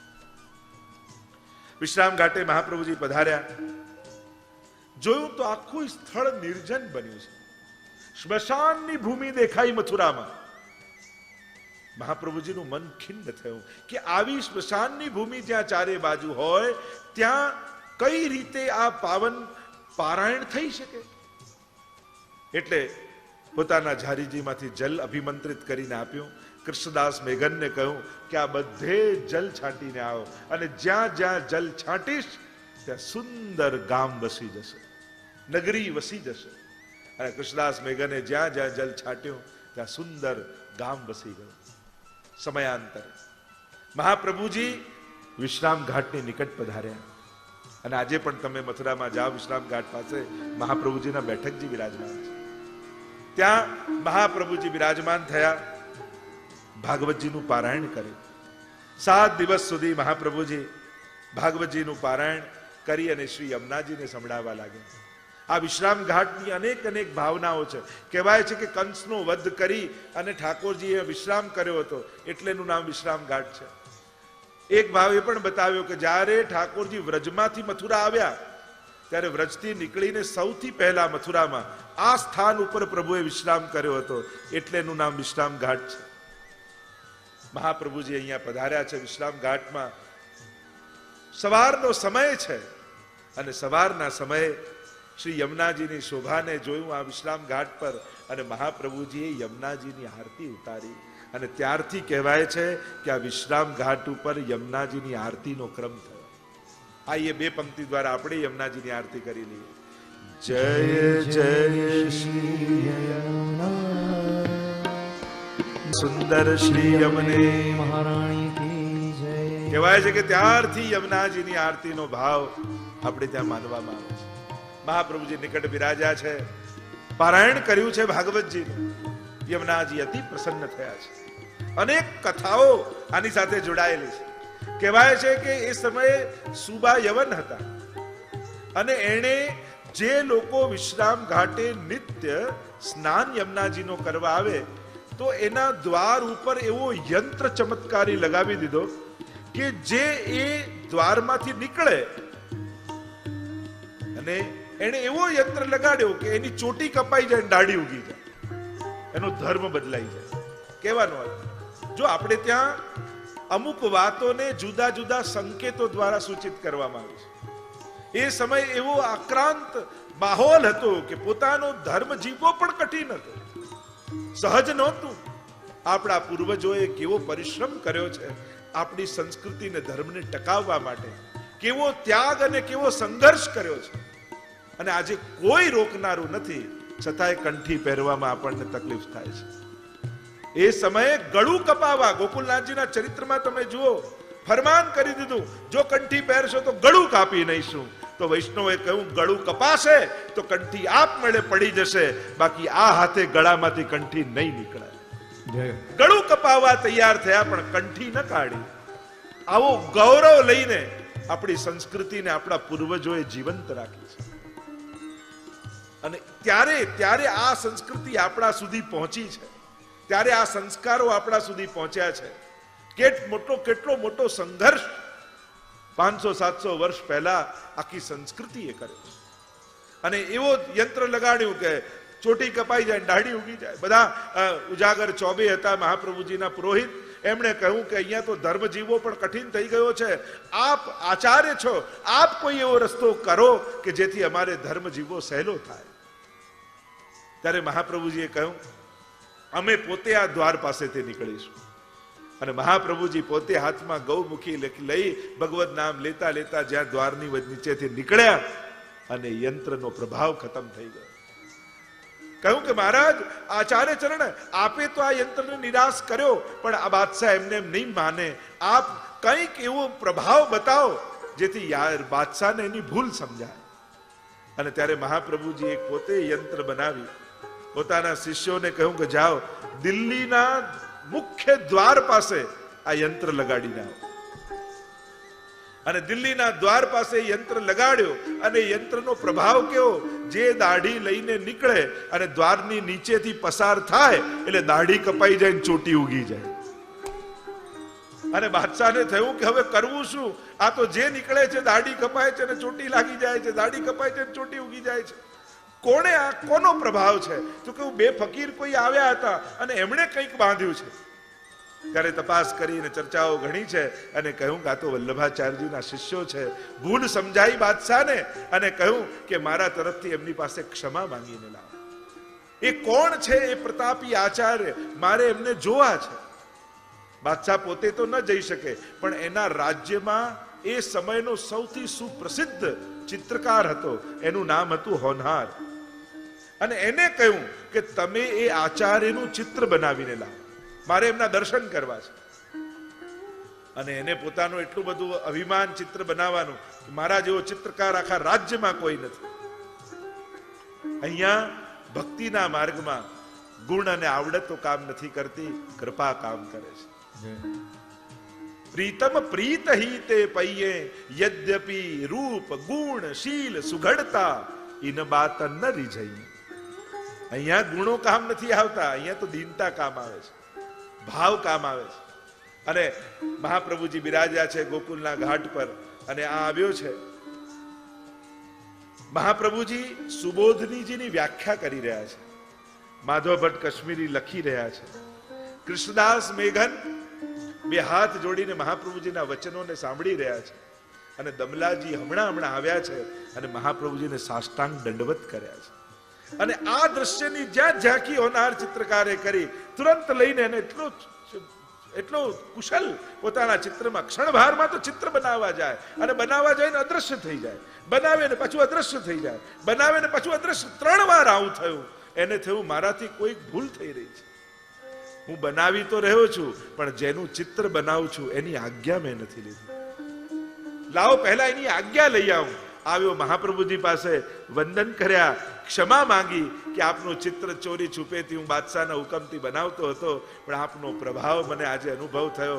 આપ આજ્ઞા આપો તો આપનું ચિત્ર બનાવું. મહાપ્રભુજીએ કહ્યું અમારી આજ્ઞા છે. અને જ્યાં આજ્ઞા આપ્યું અને જેવું દ્રશ્ય હતું એ હોનહાર ચિત્રકારે સૌથી પહેલું મહાપ્રભુજીનું ચિત્ર બનાવ્યું. અને કહેવાય છે કે નાગરીદાસજી કિશનગઢના રાજા હતા. એમના ઘણા પદો નાગરી કે પ્રભુ એવા ઘણા કીર્તનો એમના આવે છે નાગરીદાસના. અને બાદશાહે ખુશ થઈ. એ નાગરીદાસ મહાપ્રભુજીના સેવક હતા એટલે એ ચિત્ર એમને ઉપહાર રૂપે આપ્યું. અને કહેવાય છે કે મહાપ્રભુજીનું સૌથી પહેલું જે હસ્તકલમનું ચિત્ર આજે પણ કિશનગઢમાં બિરાજમાન છે. જે મહાપ્રભુજીનું ચિત્ર દોરવામાં આવ્યું હતું બાદશાહ દ્વારા, તો એની પણ લીલા અહીંયા કરવામાં આવી છે. મહાપ્રભુજી અહીંયા બિરાજ્યા હતા અને ત્યારે ગૌડીય વિચારધારાના રૂપ ગોસ્વામી ત્યાં પધાર્યા. વલ્લભાચાર્ય મહાપ્રભુજી અને ચૈતન્ય મહાપ્રભુ બંનેને ખૂબ આત્મીયતા અને ખૂબ સ્નેહ હતો. જ્યારે પણ વ્રજની પરિક્રમા કરતા કરતા બંનેનો મેળાપ થાય ત્યારે બંને ખૂબ સહર્ષ સત્સંગ કરતા, ભગવત ચર્ચા કરતા. ચૈતન્ય મહાપ્રભુના શિષ્ય રૂપ ગોસ્વામી અહીંયા મહાપ્રભુજી પારાયણ કરી રહ્યા છે, વૈષ્ણવ બિરાજમાન છે અને એ સમયે ત્યાં આવ્યા છે. મહાપ્રભુજી સુંદર વચનામૃત ભાગવતજીના કરી રહ્યા છે અને બધા સેવકો શ્રવણ કરી રહ્યા છે. પધાર્યા રૂપ ગોસ્વામી અને હાસ્ય વિનોદ કરતા મહાપ્રભુજી સાથે વાર્તાલાપ કરતા કરતા એમણે કહ્યું કે આચાર્ય ચરણ, આપનો માર્ગ તો પુષ્ટિ માર્ગ છે. પુષ્ટ થવું, તરોતાજા તગડા થવું. હાસ્યમાં થોડું કહ્યું કે આપનો માર્ગ તો પુષ્ટિ માર્ગ છે, પછી આપના આ સેવકો બધા દુબળા પાતળા કેમ છે? ત્યારે મહાપ્રભુજી એનો એવો આધ્યાત્મિક ઉત્તર આપ્યો.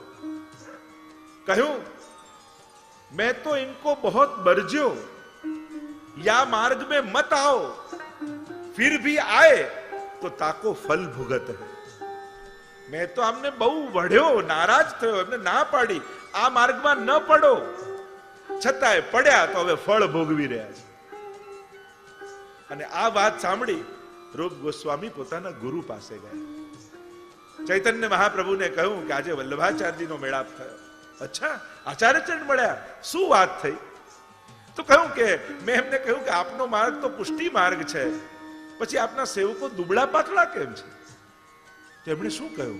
તો કહ્યું કે આ માર્ગમાં પડ્યા તો એનું ફળ ભોગવી રહ્યા છે. અને આ સાંભળતાની સાથે ચૈતન્ય પ્રભુ મૂર્છિત થઈ ગયા. ફરી જાગીને કહ્યું, આચાર્યચરણે શું કહ્યું?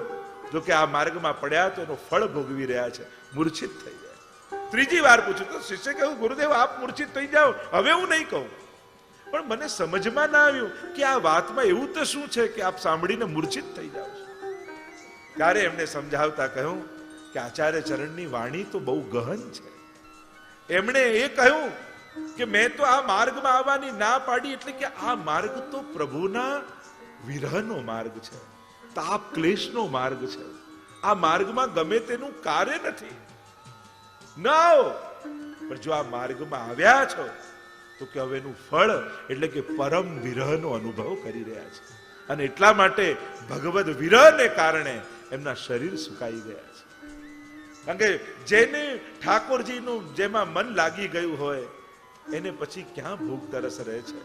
પછી તો એ કૃષ્ણના વિરહમાં ઝૂરતો રહે છે અને કૃષ્ણના વિરહની પરમ ફલ અવસ્થા ભોગવી રહ્યા છે. એટલે આ દુબળા પાતળા છે. અને ત્યારે એમને ભૂલ સમજાય કે મેં તો હસવામાં કહ્યું, પણ આચાર્યોની વાણીમાં કેટલી ગહનતા હોય છે. પુષ્ટિ ભક્તિના પરમ ફલનો આ જીવો અનુભવ કરી રહ્યા છે. આવો સુંદર પ્રસંગ આપણે ત્યાં વર્ણિત કરવામાં આવે છે. એવી મહાપ્રભુજીની આ બેઠકજી જે મથુરાજીમાં વિશ્રામ ઘાટ પર બિરાજે છે, એ 5મી બેઠકજીમાં આપણે બધા જ મહાપ્રભુજીને દંડવત કરીએ. બોલો વલ્લભાધીશ કી જય. 6ઠ્ઠી બેઠક એ મધુવનની બેઠક છે. 12 વનમાં આ પહેલું વન એ મધુવન છે. વ્રજયાત્રા જ્યારે શરૂ થાય ને ત્યારે પહેલો પડાવ મધુવનમાં આવે. આ મધુવન એ પરમ પાવન સ્થાન છે જ્યાં ધ્રુવજી જ્યારે તપ કરવા માટે ગયા અને નારદજી મળ્યા અને નારદજીને પૂછ્યું કે હું ક્યાં જઈને તપ કરું, ત્યારે નારદજીએ કહ્યું હતું કે યમુનાજીના તટ પર એક મધુવન સ્થાન છે અને ત્યાં જઈને તમે તપ કરો તો ઠાકોરજીની કૃપાના અધિકારી થશો.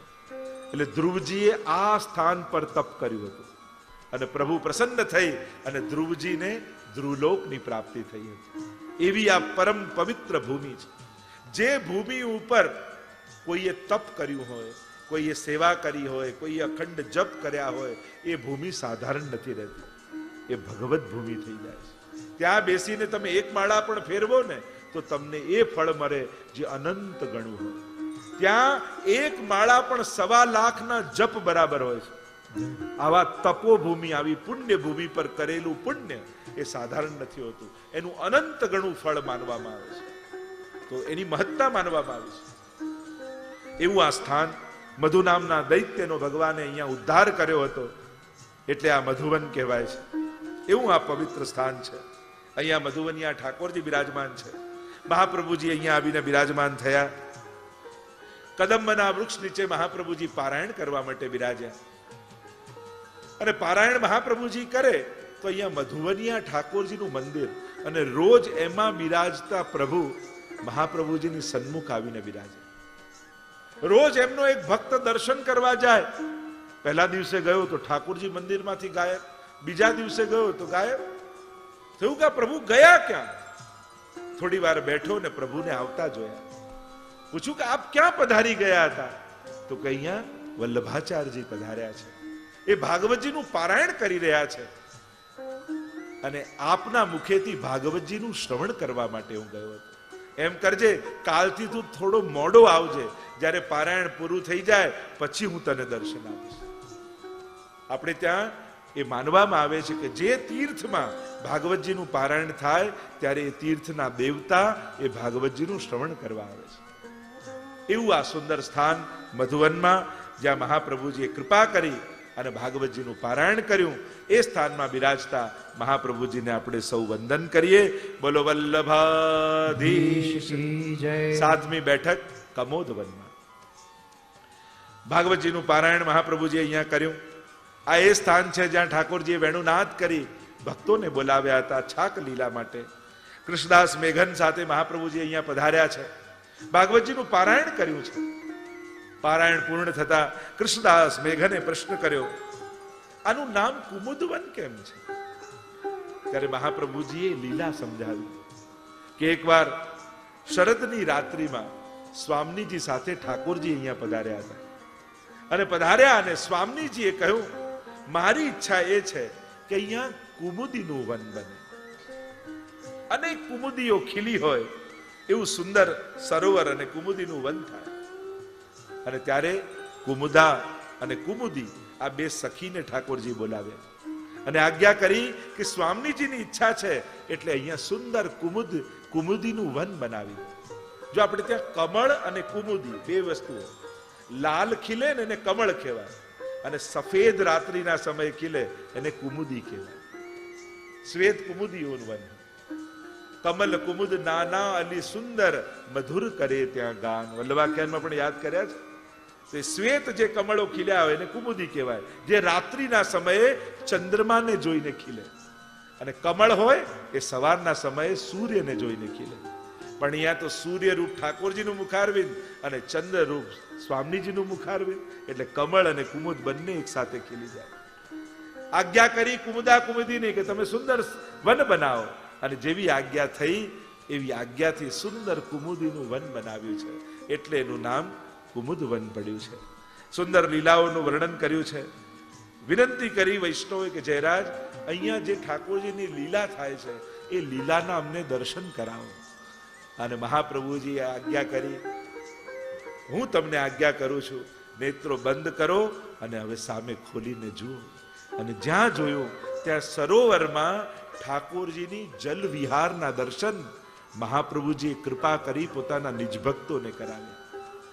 મહાપ્રભુજીની કૃપા થાય તો નૈનન પ્રગટ લીલા દિખાવે, સાક્ષાત બધી લીલાઓ પ્રગટ થઈ જાય. તો પ્રભુએ જે જલ વિહારની લીલા કરી હતી એના સાક્ષાત દર્શન થયા અને વૈષ્ણવ ધન્ય બની ગયા. કેવા ભાગ્યશાળી છીએ અમે શ્રી વલ્લભની કૃપાથી. કારણ કે જ્ઞાન દો ગુરુ, મહાપ્રભુજી કેવા છે? કૃષ્ણનું જ્ઞાન આપનારા છે. કૃષ્ણ હાર્દવિદ છે, બધાના હૃદયની જાણનારા ઠાકોરજી, પણ ઠાકોરજીના હૃદયની જાણનારા મહાપ્રભુજી છે. એટલે સર્વોત્તમ સ્તોત્રમાં ગુસાઈજીએ નામ કહ્યું, શ્રી કૃષ્ણ હાર્દવિદે નમઃ, પ્રભુના હૃદયની જાણનાર.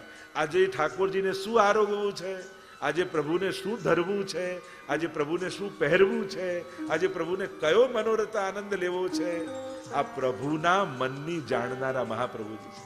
અને એ જાણીને મહાપ્રભુજીએ સેવાનો ક્રમ બનાવ્યો છે. આપણે ત્યાં આ જે સેવા ક્રમ છે ને, એ મહાપ્રભુજી સેવા રીત પ્રીત વ્રજજન કી જનહિત જગ પ્રગટાઈ પ્રગટ ભય માર્ગ રીત દિખાય.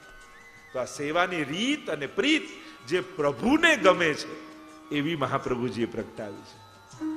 વલ્લભને રૂચે છે એમ નહીં, પ્રભુને જે ગમે છે એ રીત પ્રગટાવી છે. અને એટલા માટે કદાચ ભાવ ન હોય છતાંય રીતથી સેવા કરો ને તો ઠાકોરજી આનંદથી સ્વીકાર કરે. કારણ પ્રભુને ગમતી રીત તમે કરી રહ્યા છો, વ્રજ ભક્તોની રીત કરી રહ્યા છો, એટલે ઠાકોરજીને પ્રિય છે. તો આમ કુમુદવનમાં બિરાજમાન બેઠકજીને મહાપ્રભુજીને વંદન કરીએ. બોલો વલ્લભાધીશ કી જય. 8મી બેઠક બહુલાવનની બેઠક. મહાપ્રભુજી પૃથ્વી પ્રદક્ષિણા કરતા કરતા બહુલાવન પધાર્યા. 12 વનમાંનું આ બહુલાવન એ 4થું વન છે. પદ્મ પુરાણમાં આ બહુલાવનની કથા ગાવામાં આવી છે. એમ કહેવાય છે અહીંયા બહુલા નામની ગાય છે, એનું નામ છે બહુલા. પદ્મ પુરાણમાં એવી કથા કહેવામાં આવે છે કે આ સત્ય વચન વાળી ગાય છે. આ ગાય જ્યારે એનો ખેડૂત ચરવા માટે એને લઈ જાય છે ત્યારે એને થાય છે કે મારું વાછરડું ભૂખ્યું છે, એટલે પાછું વાછરડા પાછે એને દૂધ પીવડાવવા આવે છે. એટલામાં એક સિંહ એનો રસ્તો રોકે છે અને કહે કે તને મારી નાખીશ, તને ખાઈ જઈશ. ત્યારે આ ગાય એમ કહે છે કે મારું વાછરડું ભૂખ્યું છે, એમ કર મને એને દૂધ પીવડાવીને આવી જવા દે, હું તને વચન આપું છું એને દૂધ પીવડાવીને પાછી આવી જઈશ.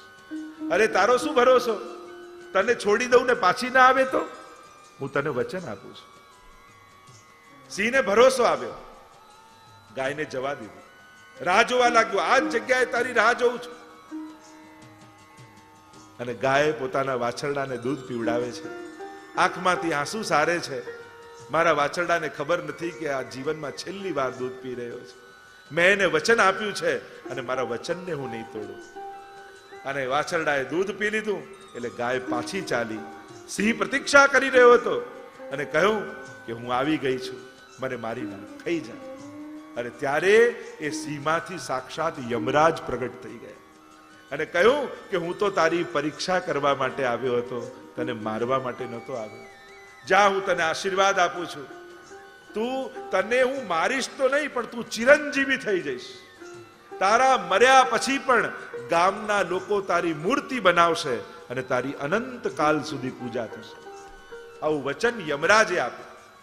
અને લાંબા સમય સુધી આ બહુલા ગાયનું, કારણ કે એટલી સત્ય વચન હતી, આખા ગામમાં એની પૂજા થવા લાગી. અને જે એની પૂજા કરે ને પરિક્રમા કરે એના સઘળા મનોરથો પૂરા થઈ જાય એવી દિવ્યતા એ ગાયની ભીતર આવી. જેને પગે લાગે, જેને વંદન કરે, જેને ગ્રાસ ખવડાવે એના સકલ મનોરથો પૂરા થાય. કાલાંતરે એનો દેહ પડ્યો, ગામના લોકોએ એની મૂર્તિ બનાવી. જેવી બહુલા ગાય એવી જ પથ્થરની ગાય બનાવી અને આખું ગામ એ બહુલા ગાયની પૂજા કરે. અને ગાયના નામથી એ વનનું નામ બહુલાવન પડી ગયું. શ્રી મહાપ્રભુજી ત્યાં પારાયણ કરવા બિરાજ્યા છે. હવે યવનોનું રાજ્ય આવ્યું અને ગામનો સૂબો એક યવન બની ગયો. કહ્યું, મૂર્તિ પૂજા અમારે ત્યાં બાધક છે, પાપ છે. આજ પછી કોઈએ પણ જો ગાયની પૂજા કરી છે તો એને મૃત્યુદંડ મળશે. અને જો કરવી જ હોય તો મને સાબિત કરીને બતાવો કે આ ગાય ને તમે ઘાસ નાખો છો તો એ ખાય છે, તમારી પૂજાને સ્વીકાર કરે છે, મારી સામે એને કોઈ ઘાસ ખવડાવે તો હું પરવાનગી આપું પૂજા કરવાની. પૂજન બંધ થઈ ગયું. જો આપણા આચાર્યો ભારત વર્ષની પ્રદક્ષિણા કરે એ સમયે કેવો કઠિન સમય હતો. સમય સંજોગો તો વિપરીત હતા, પણ રાજાઓ પણ એવા હતા કે આપણી મૂર્તિ પૂજા, આપણા મંત્રો, આપણા યજ્ઞો આ બધું જ ખતમ થવાના આરે આવી ગયું. એવા કડક નિયમો નાખી દેવામાં આવ્યા હતા કે સમાજમાંથી આ બધું ખતમ થઈ જાય. અને એવા સમયે આપણા આચાર્યોએ ધર્મોને જીવંત રાખ્યા છે. નાના નાના ગામોમાં જઈને આ વિધિ વિધાનો જે બંધ કરી દેવામાં આવ્યા હતા એ બધા પાછા જાગૃત કર્યા છે. મહાપ્રભુજીને સમાચાર મળ્યા કે ગાયની પૂજાનો વિરોધ થઈ રહ્યો છે. મહાપ્રભુજીએ કહ્યું, બોલાવો એ સુબાને, હું એના આંખની સામે આ ગાયને ઘાસ ખવડાવીશ. અને સુબા તો આવ્યા અને આખું નગર ભેગું થઈ ગયું. અરે કોઈ મહાપુરુષ પધાર્યા છે, કોઈ આચાર્ય ચરણ પધાર્યા છે જેણે ભક્તિ માર્ગની સ્થાપના કરી છે, અને આ મૂર્તિ રૂપી ગાયને ઘાસ ખવડાવવાના છે. અને મહાપ્રભુજીએ ઘાસ લીધું. સામે સુબો ઉભો છે. સામે મુખ સામે ન ગયા, મહાપ્રભુજી પૂંછ સામે ઉભા રહે અને કહ્યું, બહુલા લે ઘાસ ખા. અને જોત જોતાના બધાની આંખો ચકિત થઈ ગઈ. એ પથ્થરની ગાયે મોઢું પાછું વાળ્યું અને મહાપ્રભુજીના હસ્તથી ઘાસ ખાઈ લીધું. બધા જ અવાક બનીને જોઈ રહ્યા છે, ક્યાંથી આની અંદર પ્રાણ પુરાઈ ગયા, ક્યાંથી આ જીવંત થઈ ગઈ. અને મહાપ્રભુજીના હસ્તી ઘાસ ખાતી જાય, મહાપ્રભુજી હાથ ફેરવતા જાય, હાથ ફેરવતા જાય, અને મહાપ્રભુજીના ચરણોને આ ગાય ચાટવા લાગી.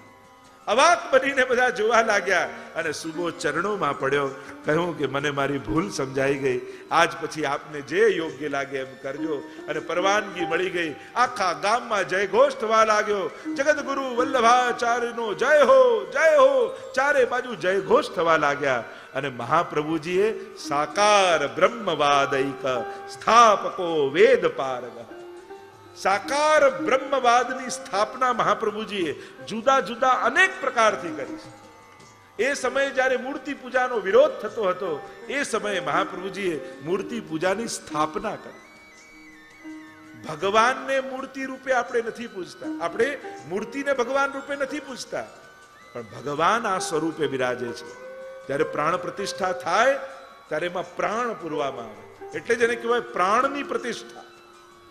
જ્યાં સમગ્ર પ્રાણોને ધારણ કરનારો છે, એના વિધાનો છે, એના મંત્રો છે, અને એના દ્વારા એની પ્રતિષ્ઠા થાય છે. તો આખો એનો વૈદિક પ્રકાર છે. એટલે મહાપ્રભુજી સાકાર બ્રહ્મના ઉપાસક છે. અને એ સમયે એ મૂર્તિ પ્રતિષ્ઠા મહાપ્રભુજી, એમ જોવા જાઓ મહાપ્રભુજીનું પ્રદાન હિન્દુ ધર્મને જીવંત અને જાગૃત બનાવવા માટે કેવા કેવા જુદા જુદા રૂપે થયું છે, એનું જો વિશ્લેષણ કરવા જઈએ તો મહાપ્રભુજીનું પ્રદાન અદ્ભુત છે આ હિન્દુ સંસ્કૃતિ માટે. તો આમ બહુલા ગાયને જીવંત કરીને બતાવ્યું. ભૂલ સમજાઈ છે. મહાપ્રભુજી ભાગવતજીનું પારાયણ કર્યું છે. બહુલાવનમાં વિરાજતા મહાપ્રભુજીને વંદન કરીએ.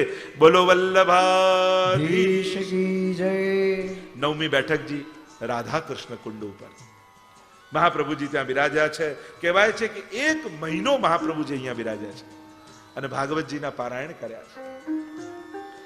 આ રાધા કૃષ્ણ કુંડ કહેવાય છે કે અરિષ્ટાસુર જે બળદના રૂપમાં આવ્યો અને ભગવાને એનો વધ કર્યો. અને વધ કર્યો એટલે વ્રજવાસીઓ તો કહેવા લાગે, લાલન તુને બેલકુ માર દિયો, ગૌવંશ માર દિયો, તારે તો પ્રાયશ્ચિત કરવું જોઈએ. શું પ્રાયશ્ચિત કરવાનું? તો વ્રજભક્તો કહેવા લાગે, તારે તો બધા જ તીર્થોની યાત્રા કરવી જોઈએ, તો જ આ બળદને માર્યાનું પાપ જાય. ભગવાન કહે, હું બધા તીર્થોમાં ન જાઉં, પણ બધા તીર્થોને અહીંયા બોલાવી લો. પોતાના વેણુથી કુંડ ખોદ્યો અને વેણુનાદ કર્યો તો સકલ તીર્થો અહીંયા આવીને નિવાસ કર્યા કૃષ્ણ કુંડમાં. અને પ્રભુએ એમાં ડૂબકી લગાવી સકલ તીર્થોમાં સ્નાન કરી લીધું. પણ સ્વામીજી આગ્રહ કર્યો કે તમે તીર્થયાત્રા કરવી જોઈએ, અને પ્રભુએ તીર્થોનું જલ અહીંયા કરીને સ્નાન કરાવ્યું અને કહ્યું કે આપે મને શ્રમ કરાવ્યો રાધાજુ, આપે પણ હવે તો સકલ તીર્થોમાં સ્નાન કરવું જોઈએ. રાધાજી કહે હું પણ સકલ તીર્થોમાં ન જઉં, તીર્થોને અહીંયા બોલાવું. પોતાના ચરણના અંગુષ્ઠથી રાધાજીએ કુંડ ખોદ્યો અને એમાં કૃષ્ણ કુંડનું જલ રાધા કુંડમાં આવી ગયું અને રાધાજી એમાં સ્નાન કર્યું. તો આમ બે દેખાય છે, કૃષ્ણ કુંડ ને રાધા કુંડ, પણ અંદરથી તો એક જ છે. રાધા અને કૃષ્ણ બે દેખાય પણ અંદરથી તો બંને એક જ છે. એવી લીલા અહીંયા રાધા કૃષ્ણ કુંડ પરની માનવામાં આવે છે. મહાપ્રભુજી પોતાના સેવકોની સાથે અહીંયા પધાર્યા છે અને પારાયણ કર્યું છે. ભાગવતજીનું 1 મહિનો બિરાજ્યા છે. એક વાર મહાપ્રભુજી બિરાજ્યા હતા, સાથે સેવકો બિરાજ્યા હતા અને મહાપ્રભુજીની દ્રષ્ટિ અહીંયાથી ગિરિરાજજી ઉપર ગઈ. ગિરિરાજજી ઉપર ગઈ ત્યારે ઠાકોરજી અને સ્વામીજી બંને ગિરિરાજજીની કંદરામાં જઈ રહ્યા છે. એ દર્શન થયા અને ઠાકોરજીએ ઈશારો કરી મહાપ્રભુજીને બોલાવ્યા કે અહીંયા આવો, અહીંયા આવો. અને મહાપ્રભુજી તુરંત ઠાડા થઈ અને યુગલ સ્વરૂપની પાછળ પાછળ જવા લાગ્યા. મહાપ્રભુજી પધાર્યા. 3 દિવસ સુધી મહાપ્રભુજી, અને અહીંયા તો વૈષ્ણવો જે હતા એ તો વિરહમાં એવા વ્યાકુળ થઈને મૂર્છિત થઈ ગયા કે અમારા વલ્લભ ક્યાં પધારી ગયા, અને પધાર્યા તો ખરા પણ પાછા પધારશે કે નહીં, એવા વિરહમાં વ્યાકુળ થયા કે મૂર્છિત થઈ ગયા. અને 3જા દિવસે જ્યારે મહાપ્રભુજી પધાર્યા, જળ છાંટ્યું, બધા જાગૃત થયા. અરે શ્રી વલ્લભ, આપ ક્યાં પધારી ગયા હતા? તો કે યુગલ સ્વરૂપ મને લીલામાં બોલાવી રહ્યા હતા અને યુગલ સ્વરૂપની લીલામાં હું ગયો હતો. જયરાજ, અમે આપને આધીન છીએ, શરણાગત છીએ, કૃપા કરી એ યુગલ સ્વરૂપના અમને પણ દર્શન કરાવો. અને ત્યારે મહાપ્રભુજીએ સેવકોને કહ્યું, જુઓ ગિરિરાજજી તરફ, યુગલ સ્વરૂપના દર્શન થશે. અને વલ્લભના વચન કર્ણમાં પડતાની સાથે બુદ્ધિ અલૌકિક થઈ અને સર્વ સેવકોને યુગલ સ્વરૂપની ઝાંકી થઈ. ગિરિરાજજી ધન્ય થઈ ગયા સેવકો, આપની કૃપાથી આ અલૌકિક સ્વરૂપના અમને દર્શન થયા. એવું આ દિવ્ય સ્થાન, આ કૃષ્ણકુંડ રાધાકુંડનું સ્થાન છે, જ્યાં મહાપ્રભુજીએ કૃપા કરી નિજ ભક્તોને યુગલ સ્વરૂપના દર્શન કરાવ્યા. બોલો વલ્લભાધીશ કી જય. 10મી બેઠકજી માનસી ગંગા પર મહાપ્રભુજી પ્રદક્ષિણા કરતા કરતા, ત્યારે તો બ્રજ, જો બ્રજમાં 22 બેઠકજીઓ છે. 2 સ્થાનો બહુ ભાગ્યશાળી છે, સૌભાગ્યશાળી. એક વ્રજ અને બીજું ગુજરાત. ગુજરાતમાં એટલી બધી બેઠકજી મહાપ્રભુજીની છે, તો 22 બેઠકજીઓ તો બ્રજમાં જ બિરાજે છે મહાપ્રભુજી. મહાપ્રભુજી માનસી ગંગામાં પધાર્યા. ચક્રતીર્થ ઘાટ ઉપર મહાપ્રભુજી બિરાજ્યા અને ભાગવતજીનું પારાયણ કરવા લાગ્યા. વત્સાસુરનો વધ કર્યો ભગવાને, વાછરડાના રૂપમાં હતો. એટલે બધાએ કહ્યું, તે તો વાછરડું મારી નાખ્યું, ત્યારે તો ગંગાજીમાં સ્નાન કરવું જોઈએ.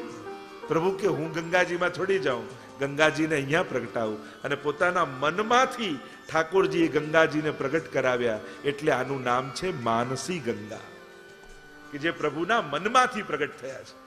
અને માનસી ગંગામાં પ્રભુએ સ્નાન કર્યું એવી કથા આવે છે.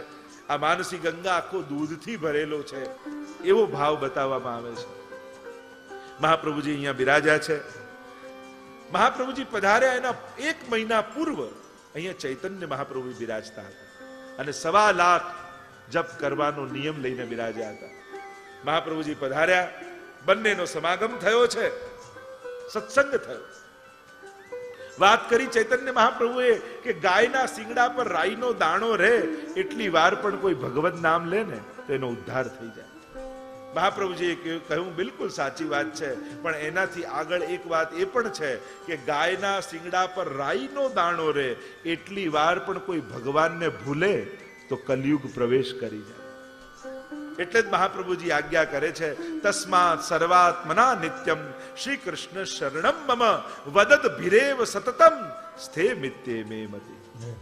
અખંડ ભગવદ નામ લેવું, પ્રભુનું વિસ્મરણ એ જ કલયુગનું આમંત્રણ છે.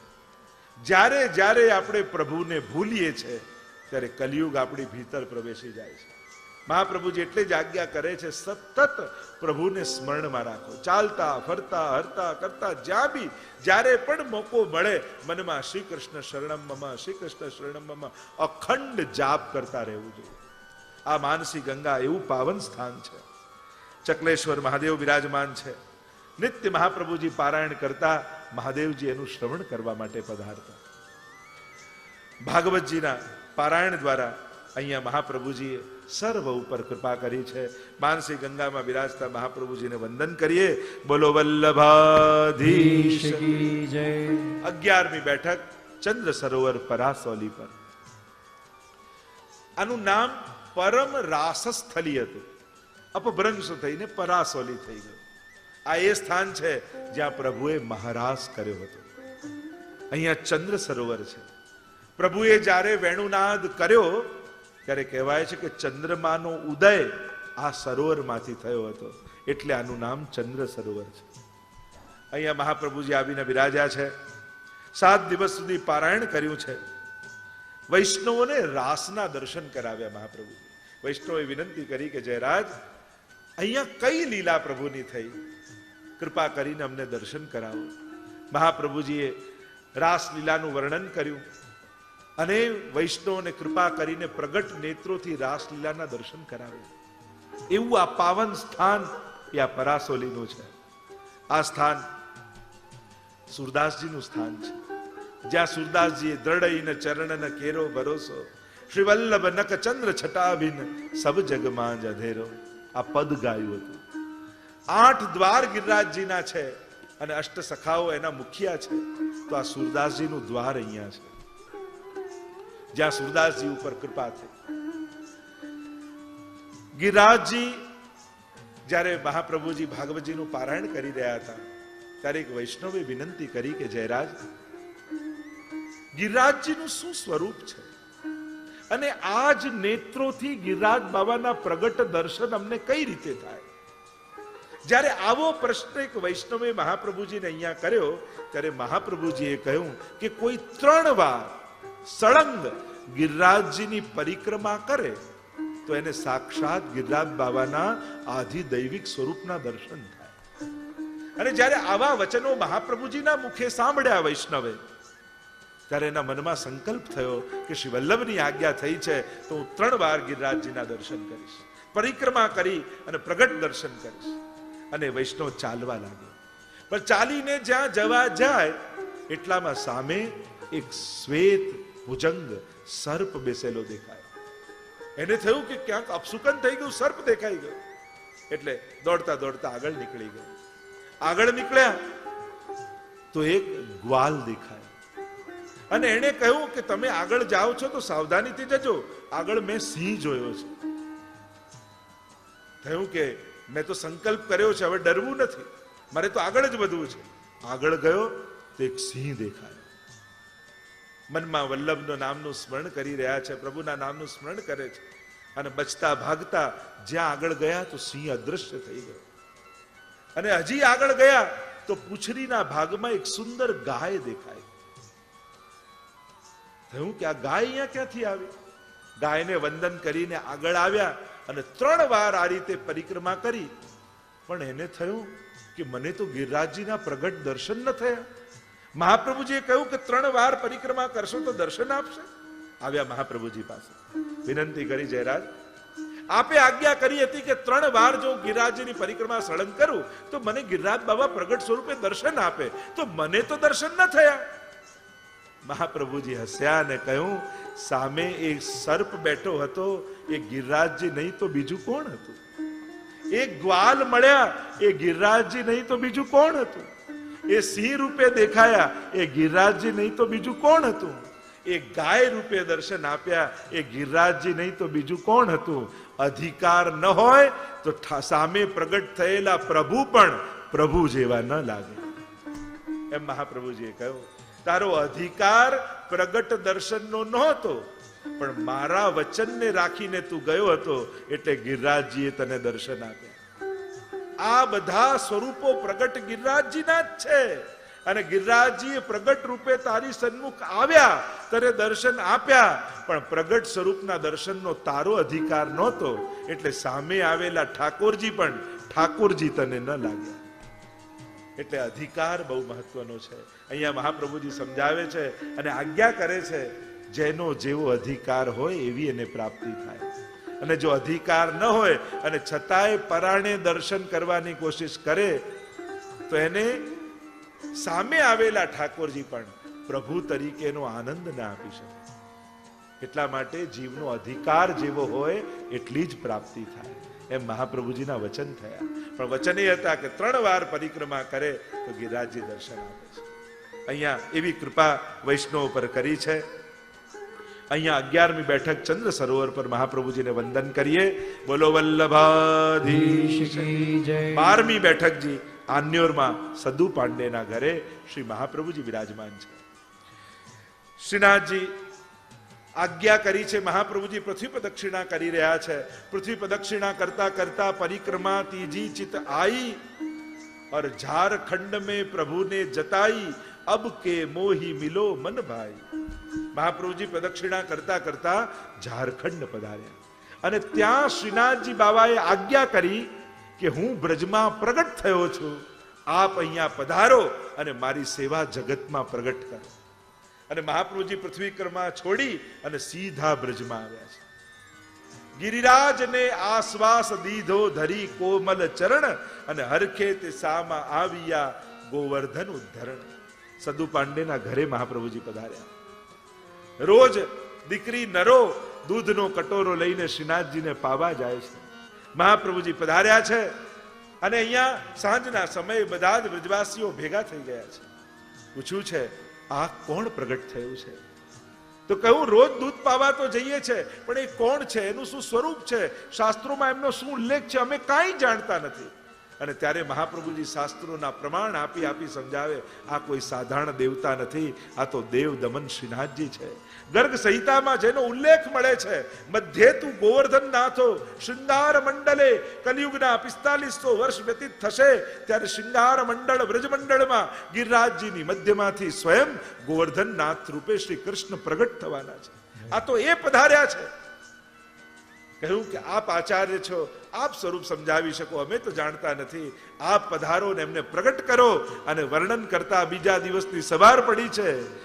ગિરિ કંદરામાંથી પ્રગટ થયા પ્રભુ આપ ગોવર્ધન નાથ રે. નંદ જસોમતી કેરા લાલ વ્રજ સૌ કીધું સના ગોવર્ધન રસિયા રે, મારે મન વસિયા વ્રજના મધુર વાલો હસિયા રે. શ્રાવણ સુદ 5 મને દાડે થયા ભુજા દર્શન રે. ગિરિકંદ રામ બિરાજે વાલો શું કહું પ્રસન્ન બદન ગોવર્ધન રસિયા રે, મારે મન વસિયા વ્રજના મધુર વાલો હસિયા. મહાપ્રભુજી આખી રાત્રિ સત્સંગ થયો છે. બીજા દિવસની સવાર પડી છે. 5 વૈષ્ણવોને ભેગા લઈ મહાપ્રભુજી ગિરિરાજજીની ઉપર પધારે છે અને ફલાંગો ભરતા ભરતા એક એક ફલાંગમાં આચાર્યો તો વર્ણન કરે, અધરમ મધુરમ વદનમ મધુરમ નયનમ મધુરમ, એવી 7 ફલાંગો ભરતા ભરતા પ્રભુના મધુરાષ્ટકના ગાન કરતા કરતા મહાપ્રભુજીને આવતા જોયા. શ્રીનાથજી બાવાએ કંદરામાંથી છલાંગ લગાવી, અહીંથી શ્રીજી દોડ્યા છે, ત્યાંથી મહાપ્રભુજી દોડ્યા અને બંને એકબીજાને ભેટી પડ્યા છે. ગિરિવર ઉપર આપ પધાર્યા, સામા મળ્યા નિજ નાથ રે. અંગો અંગ ભેટી સુખ ઉપજ્યું જોડા પછી બેઉહા. ગોવર્ધન રસિયા રે, મારે મન વસિયા વ્રજના મધુર વાલો હસિયા રે. બંને એકબીજાને ભેટી પડ્યા છે, જેને આપણે ત્યાં પ્રથમ મિલન કહીએ છીએ. આજે મનોરથ પ્રથમ મિલનનો છે ને. બંને જાણે આ ભૂતલ ઉપર ઠાકોરજી અને સ્વામીજીનું પ્રથમ મિલન થયું. પણ પછી મહાપ્રભુજીને યાદ આવ્યું, અત્યારે તો હું આચાર્ય સ્વરૂપે છું, સેવક સ્વરૂપે છે, એટલે જોડ્યા પછી બેઉ હાથ. પછી બંને હાથ જોડીને દંડવત કર્યા છે.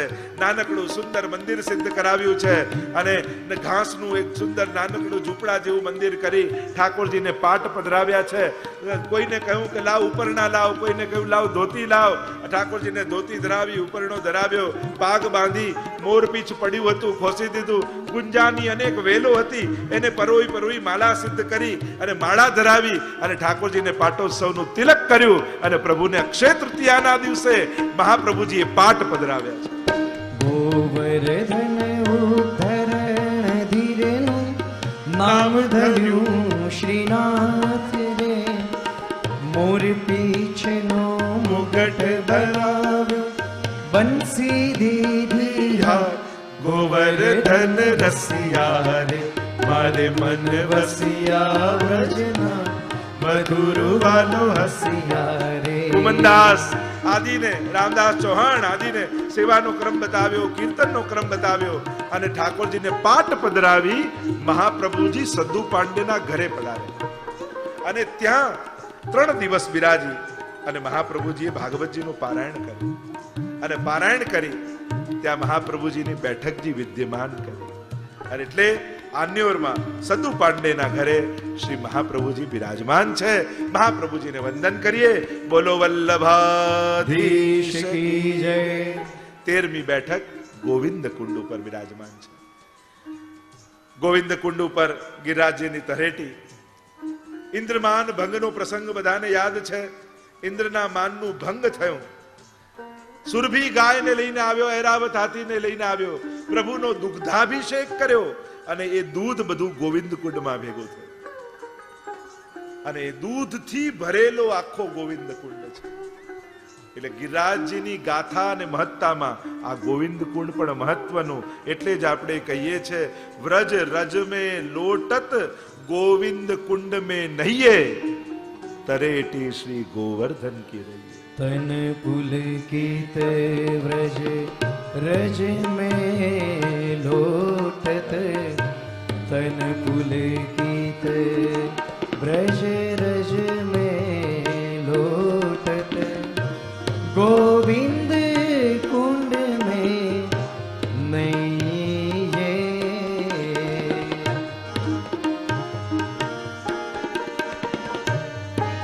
તરેટી શ્રી ગોવર્ધન કી રહીએ.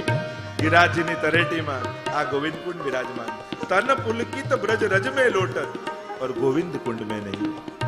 એવા ગોવિંદ કુંડ ઉપર મહાપ્રભુજી 3 દિવસ ભાગવતજીનું પારાયણ કર્યું. પારાયણ કર્યું મહાપ્રભુજીએ. વૈષ્ણવે વિનંતી કરી, જયરાજ અમે તો સાંભળ્યું છે કે આખો ગોવિંદ કુંડ દૂધનો ભરેલો છે, આપ કૃપા કરીને દર્શન કરાવો. મહાપ્રભુજી અલૌકિક વાક્યો કયા, દર્શન કરો. શ્રી મહાપ્રભુજી કેવલ એવી આજ્ઞા કરે, કારણ કે આપના વચનો સ્વરૂપાત્મક છે, આપની વાણી સ્વરૂપાત્મક છે. એટલે મહાપ્રભુજી એમ કહે, જો ઠાકોરજી ઠાડા તો ત્યાં ઠાકોરજી ઠાડા થવું પડે. દેખો બ્રજ કે દર્શન કર. સુરદાસજીને લઈ ગયા, સુરદાસ ગોકુલ કે દર્શન કરો આમ કહ્યું. આંખોના આકારે નથી સુરદાસ, પણ ઠાકોરજી હાથમાં માખણનો લોંદો લઈ નંદાલયના આંગમાં દોડતા દેખાયા સુરદાસને. શોભિત કર નવનીત લી. આવા સુંદર દર્શન સુરદાસને થયા, કારણ કે મહાપ્રભુજીના વચન સ્વરૂપાત્મક છે. જે વચન મહાપ્રભુજી બોલે એ બધા સ્વરૂપો પ્રગટ થાય, એ લીલા પ્રગટ થાય. દુગ્ધથી ભરેલા અભિષેકના દર્શન, ગોવિંદ કુંડના દર્શન કરાવ્યા. એકવાર કૃષ્ણદાસ મેઘન આવ્યા, વિનંતી કરી કે જયરાજ આપ તો આજ્ઞા કરો છો કે ગિરિરાજજીની ભીતર પ્રગટ ગોલોકધામ છે, કૃપા કરીને મને દર્શન કરાવો. મહાપ્રભુજી આજ્ઞા કરી, કૃષ્ણદાસ અષ્ટાક્ષરનો અખંડ જાપ કરતા કરતા ગિરિરાજજીની સામે જે કંદરા દેખાય છે એની ભીતર પ્રવેશ કરી જાઓ. ઠાકોરજીની કૃપાથી પ્રગટ ગોલોકધામના દર્શન થશે. અખંડ શ્રી કૃષ્ણ શરણમ મમ, શ્રી કૃષ્ણ શરણમ મમ જાપ કરતા કરતા કરતા કૃષ્ણદાસ મેઘન કંદરાની ભીતર પ્રવેશ કરે છે. જેવી કૃપા ગુસાઈજીએ ચતુર્બુદ્ધદાસજી પર કરી હતી. ગોવર્ધન ગિરી સઘન કંદરા, રૈન નિવાસ કિયો પિય પ્યારી. ગુસાઈજીના વચનોથી ચતુર્વૃદાસ જ્યારે ભીતર ગયા અને યુગલ સ્વરૂપના એ લીલાના દર્શન થયા, એ રીતે જ કૃષ્ણદાસ મેઘન ભીતર પ્રવેશ કરે. કંદરાની અંદર કંદરા, કંદરાની અંદર કંદરા, કંદરાની અંદર કંદરા, ક્યાંય ભીતર પ્રવેશ કરી ગયા. અને ગિરિરાજજીની શોભા કંઈક અલૌકિક દેખાતી જાય. અનેક પ્રકારની કુંજો નિકુંજો રત્ન જડિત પદ્મરાગ મરકત મણિ સ્ફાટિક શ્રી ગોવર્ધન સોહે. બ્રહ્મા રુદ્ર ત્યાં કોણ બાપડા શ્રી હરિના મન મોહે. વલ્લભાખ્યા ગોપાલદાસજી કહે છે ને, ગિરિરાજજીની શોભા કેવી? પદ્મરાગ મરકત સ્ફાટિક શ્રી ગોવર્ધન સોહે. બ્રહ્મા રુદ્ર ત્યાં કોણ બાપડા શ્રી હરિના મન મોહે. સ્વયં પ્રભુ મોહિત થઈ જાય એવી શોભા ગિરિરાજ. અને ચતુર્ભુજ દાસ તો અવાક બની ચારે બાજુ જોતા જોતા ભીતર જાય છે. દૂરથી એમણે જોયું એક પોપટ એક સરોવરના કિનારે બેઠું છે અને અખંડ જાપ કરી રહ્યું છે. શ્રી કૃષ્ણ શરણમ મમ, શ્રી કૃષ્ણ શરણમ મમ, શ્રી કૃષ્ણ શરણમ મમ. તરસ્યું થયું છે પણ જળ નથી પીતું. કેમ? એને ચિંતા છે, જલ પીવા જઈશ તો એટલી ક્ષણ ભગવત નામ ચૂકી જવાશે. અને એ ડરે મારે અખંડ જાપ ન તૂટી જાય એટલે તરસ્યું છે. અનેક સમયથી જલના તટ ઉપર છે છતાંય જલ નથી. એટલે કૃષ્ણદાસ મેઘને મહાપ્રભુજીની આજ્ઞાને કારણે કહ્યું કે જ્યારે એ સુવા દેખાય, એ સુખ દેખાય ત્યારે 3 વાર તું એને આગળ શ્રી કૃષ્ણ શરણમ મમ બોલજે. એટલે કૃષ્ણદાસ મેઘને કહ્યું શ્રી કૃષ્ણ શરણમ મમ, એટલે એક વાર એને જલ પીધું. બીજી વાર કહ્યું શ્રી કૃષ્ણ શરણમ મમ, એટલે જલ પીધું. ત્રીજી વાર કીધું શ્રી કૃષ્ણ શરણમ મમ, જલ પીધું. અને પછી પોતે શ્રી કૃષ્ણ શરણમ મમ શ્રી અખંડ જાપ કરવા લાગ્યો. આશ્ચર્ય થયું. અલૌકિક ગોલોક ધામના દર્શન ગોપાલ મહાપ્રભુની કૃપાથી કૃષ્ણદાસ મેઘનને થયા. પણ આ સુવા સુખ કોણ છે? અને આવીને મહાપ્રભુજી આગળ વિનંતી કરી. ત્યારે કહ્યું આ તો રાધાજીનું સુખ છે. સુવા પડાવત સારંગ નયની પદો આવે છે ને કે સ્વામીજી એક પોપટ પાડ્યો છે અને એ હંમેશા રાધા રાધા રાધા બોલે છે. ત્યારે રાધાજીએ કહ્યું તું રાધા રાધા ના બોલ, શ્યામ શ્યામ બોલ, શ્રી કૃષ્ણ શરણમ મમ બોલ. મને પ્રભુનું નામ સાંભળીને બહુ આનંદ આવે છે. અને જ્યારે રાધાજી આવું કહ્યું ત્યારે સંકલ્પ કર્યો અખંડ ભગવત નામ લઈશ. અને આવા સંકલ્પ સાથે સુખ લીલામાં રહે છે પણ નામ લેવાનું ચૂકી જાય એ ડરે જલ નથી પીતો. પણ જ્યારે કોઈ દૈવી જીવ ભીતર આવે અને ભગવત સ્મરણ કરાવે ત્યારે જલપાન કરે અને એટલા સમય સુધી એનો દેહ ટકી જાય. અને જ્યારે આવું મહાત્મ્ય સાંભળ્યું ભગવત નામનું ત્યારે મહાપ્રભુજીના વચનો સમજમાં આવ્યા. તસ્માત સર્વાત્મના નિત્યમ શ્રી કૃષ્ણ શરણમ મમ. કૃષ્ણદાસના મેઘનના મનમાં એક શંકા હતી કે અખંડ ભગવત નામ કઈ રીતે લેવાય. ત્યારે આ પ્રમાણ આપીને મહાપ્રભુજીએ સમજાવ્યું જેના સંકલ્પો દ્રઢ હોય છે એના ભાવની રક્ષા ઠાકોરજી કરી લેતા હોય છે. તમારા નિયમો દ્રઢ હોય તો તમારો નિયમ ભગવાન સાચવશે. એવા સંજોગો, એવા વ્યક્તિઓ, એવા લોકોને મોકલશે કે તમારો નિયમ તૂટવા નહીં દે ઠાકોર. ત્યારે આવું મહાત્મ્યનું દર્શન કરાવે.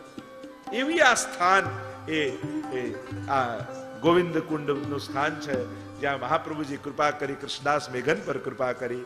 આગળ 14મી બેઠક એ સુંદર શિલાના બેઠકજી છે. બોલો વલ્લભાધીશ કી જય. સુંદર શિલા એટલે જતીપુરામાં ગિરિરાજજીનું મુખારવિંદ. ત્યાં સામે જો ગિરિરાજજીની આરતી થાય એટલે પછી બધા આમ મળી જાય. કારણ મહાપ્રભુજીનું એક નામ છે ગોવર્ધન સ્થિતિ ઉત્સાહ. મહાપ્રભુજીને ગિરિરાજજીની તરેટીમાં રહેવું અતિ પ્રિય છે. અતિ ઉત્સાહ છે મહાપ્રભુજીને ગિરિરાજજીના સાનિધ્યમાં રહેવાનો.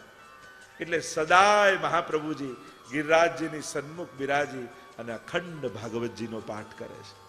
એટલે ગિરિરાજજીની આરતી થાય પછી તુરંત મહાપ્રભુજીની આરતી થાય. આ છે સુંદર શિલાના બેઠકજી. અહીંયા દિવાળીના દિવસ આવ્યા ત્યારે મહાપ્રભુજીએ કહ્યું કે અહીંયા અમે અન્નકૂટ ઉત્સવ કરીશું. શ્રીનાથજીને ઉપર પધરાવ્યા હતા અને કહેવાય છે કે સવા શેરના નો અન્નકૂટ સખડી આરોગ આવી મહાપ્રભુજીએ અને સખડી સિદ્ધ કરી શ્રીનાથજી બાબાને ભોગ ધરી ગિરિરાજ બાબાનું પૂજન કર્યું.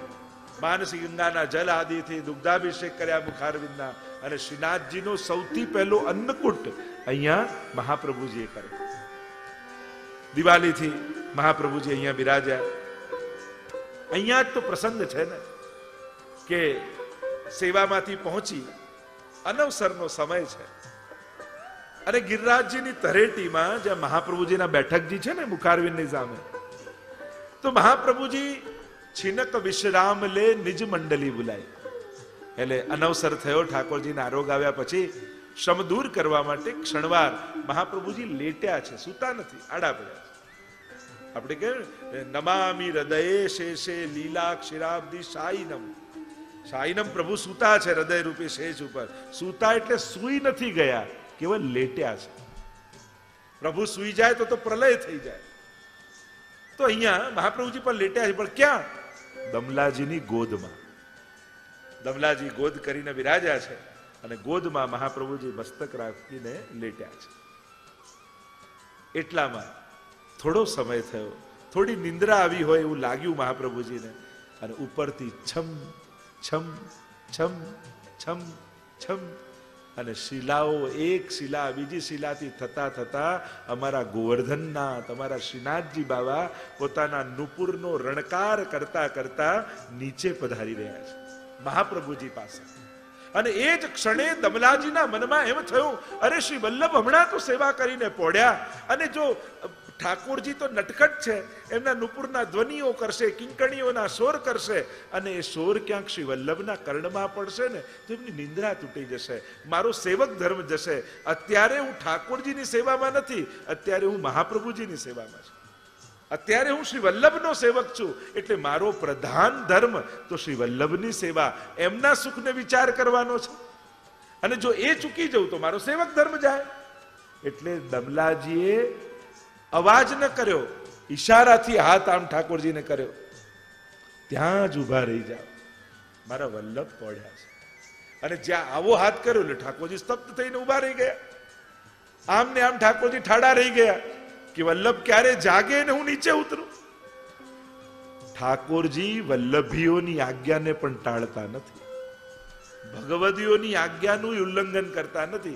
ઠાકોરજી આની આજ્ઞા શું કરવા માનું, હું તો મહાપ્રભુજી પાસે જાઉં છું, હું તો પ્રભુથી બંધાયેલો છું. પણ જેના હૃદયમાં વલ્લભ બિરાજતા હોય ને એના વચનો પણ વલ્લભના જ વચન માનવા. જેના મુખમાં સતત વલ્લભ નામ રહેતું હોય, જેના હૃદયમાં અખંડ વલ્લભનો વાસ હોય, એની વાણીમાં પણ વલ્લભ હોય છે. ત્યારે એમ માનવું કે આ નથી બોલતા, મહાપ્રભુજી કહી રહ્યા છે. પછી પોતાના બુદ્ધિના તર્ક વિતર્ક અને એની લગાવવા, પછી તો વલ્લભની આજ્ઞા થઈ એ રીતે વાણીને સ્વીકારી. એટલે ઠાકોરજીએ વલ્લભીની કાની રાખી અને ઠાડા થઈ ગયા.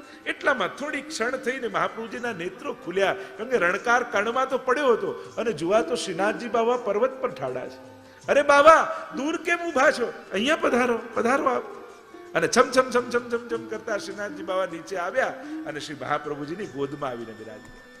થોડી પર હાથ મૂકીને મહાપ્રભુજી પૂછે છે, બાબા આમ દૂર કેમ ઉભા હતા, મને કેમ મારી પાસે મને કેમ ન જગાડ્યો? અરે હું તો આવતો તો જ આપની પાસે, આ આપના સેવક મને બરજ્યા અને મને ઉભો કરી દીધો. આપના સેવકે મને નિકટ ના આવવા દીધો, હાથ આમ કરીને મને ઠાડો કરી દીધો, એટલે હું ઠાડો રહી ગયો.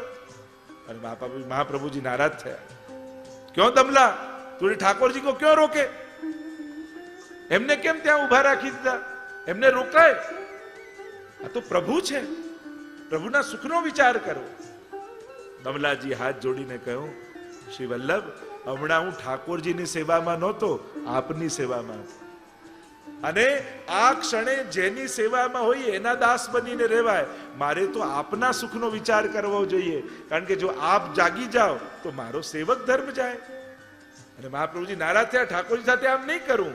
અને ત્યારે ઠાકોરજી ઠાડા થઈ દમલાજીના પક્ષમાં ઉભા રહી ગયા. વલ્લભ, આમને બરજો નહીં, આમણે જે કર્યું છે બિલકુલ બરાબર કર્યું છે.